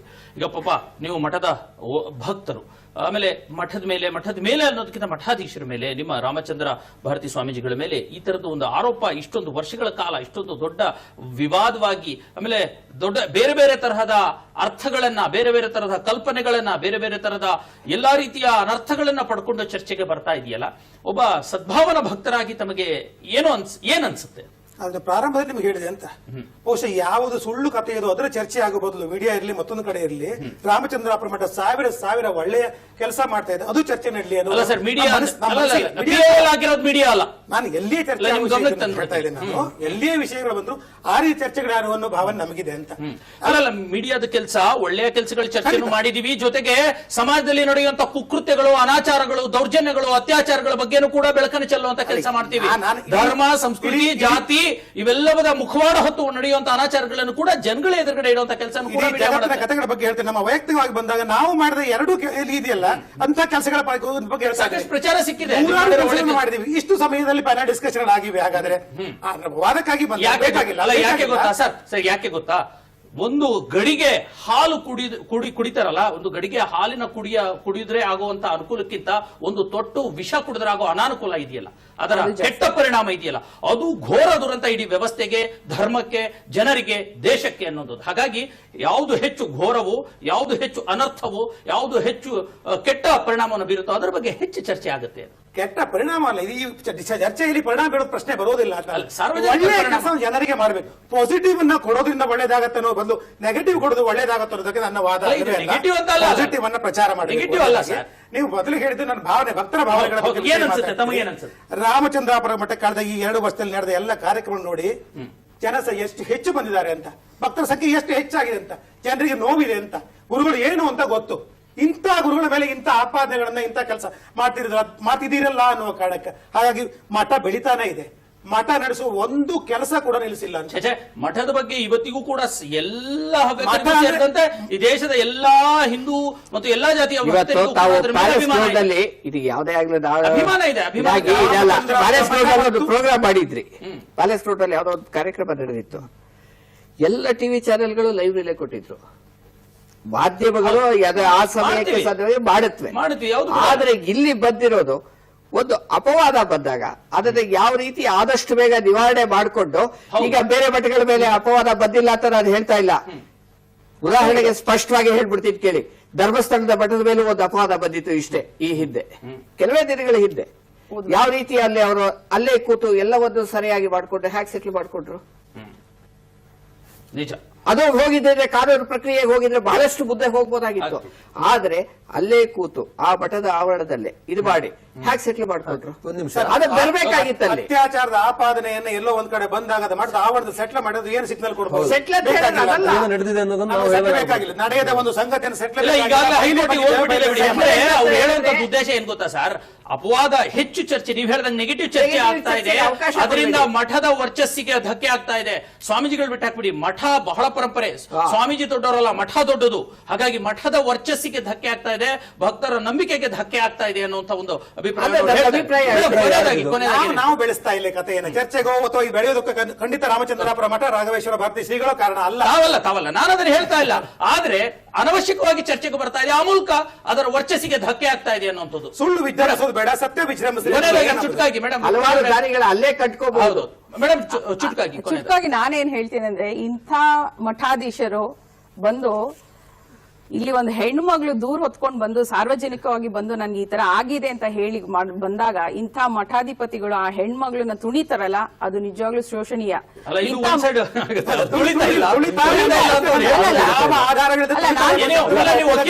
ನಿಮ್ಮ ಪರ ಒಂದು ಮಾತು ಹೇಳ್ತೀನಿ, ಸತ್ಯ ಹೊರಗಡೆ ಬರಬೇಕು. ಸತ್ಯ ಹೊರಗಡೆ ಬರಬೇಕು. ಸತ್ಯ ಹೊರಗಡೆ ಬರಲಿ ಅಂತ ನಾವು ಕೂಡ ಆಶಿಸೋಣ. ಜೊತೆಗೆ ನಿಜವಾಗ್ಲೂ ಬೇಜಾರಾಗುತ್ತೆ, ಸನಾತನ ಧರ್ಮವನ್ನು ಕೊಟ್ಟಿರ್ತಕ್ಕಂಥ, ಇಡೀ ಜಗತ್ತಿಗೆ ಮೌಲ್ಯಗಳನ್ನು ಕೊಟ್ಟಿರ್ತಕ್ಕಂಥ ಭಾರತ ದೇಶದಲ್ಲಿ ಈ ತರದ ಆರೋಪಗಳು, ಅದು ನಮ್ಮ ದೇಶದಲ್ಲೇ ಇರುವಂತವ್ರು ಇಬ್ರು ಕೂಡ ಆರೋಪ ಮಾಡೋರು, ಆರೋಪಿತರು ಕೂಡ ಇಂತಹ ಒಂದು ವ್ಯವಸ್ಥೆಯಲ್ಲಿ ಬದುಕ್ತಿದೀವಲ್ಲ ಅನ್ನೋಂಥದ್ದು. ಬಸವಣ್ಣ ಬಹಳ ಒಂದು ಮಾತನ್ನ ಹೇಳ್ತಾನೆ, ಜಗಜ್ಯೋತಿ ಬಸವಣ್ಣ, ಜಗತ್ತಿಗೆ ಬೆಳಕನ್ನ ಕೊಟ್ಟಿರ್ತಕ್ಕಂಥವನು. ಗೀತವ ಹಾಡಿದಡೇನು, ಶಾಸ್ತ್ರ ಪುರಾಣವ ಕೇಳಿದಡೇನು, ವೇದ ವೇದಾಂತವ ನೋಡಿದಡೇನು, ಮನ ಒಲಿದು ಲಿಂಗ ಜಂಗಮವ ಪೂಜಿಸಲರಿಯದವರು ಎಲ್ಲರೂ ಅನುಭಾವಿಯಾದಡೇನು, ಭಕ್ತಿ ಇಲ್ಲದವರನ್ನ ಒಲ್ಲ ನಮ್ಮ ಕೂಡಲ ಸಂಗಮ ದೇವ ಅನ್ನುವಂಥದ್ದು. ಭಕ್ತಿ ಅಂದ್ರೆ ಸತ್ಯ, ಎಲ್ಲವೂ ಕೂಡ ಸತ್ಯವನ್ನ ಇಲ್ಲದೆ ಇರತಕ್ಕಂಥವ್ರು ಕೂಡಲ ಸಂಗಮ ಒಲಿಯೋದಿಲ್ಲ ಅಂತ ಹೇಳ್ತಾನೆ. ಕೂಡಲ ಸಂಗಮ ಅಂದ್ರೆ ಬರೀ ಲಿಂಗಾಯತರಿಗೆ ಸಂಬಂಧಪಟ್ಟಿದ್ದ ದೇವರು ಅಂತ ದಯವಿಟ್ಟು ಅಂದ್ಕೋಬೇಡಿ, ಯಾಕಂದ್ರೆ ಆ ಭಾವನೆಯೂ ಕೂಡ ನಮ್ಮ ಜೀವನದಲ್ಲಿದೆ. ಬಸವಣ್ಣ ಇಡೀ ಜಗತ್ತಿಗೆ ಸಂಬಂಧಪಟ್ಟಿದ್ದ ಎಲ್ಲಾ ಧರ್ಮ ಜಾತಿಗಳಿಗೆ ಸಂಬಂಧಪಟ್ಟಿರ್ತಕ್ಕಂಥ ಮಹಾನುಭಾವ. ಅವನ ಮಾತನ್ನ ಹೇಳೋದ್ರ ಮೂಲಕ ಚರ್ಚೆಯನ್ನು ಮುಗಿಸ್ತಾ ಇದ್ದೀನಿ. ನಮಸ್ಕಾರ.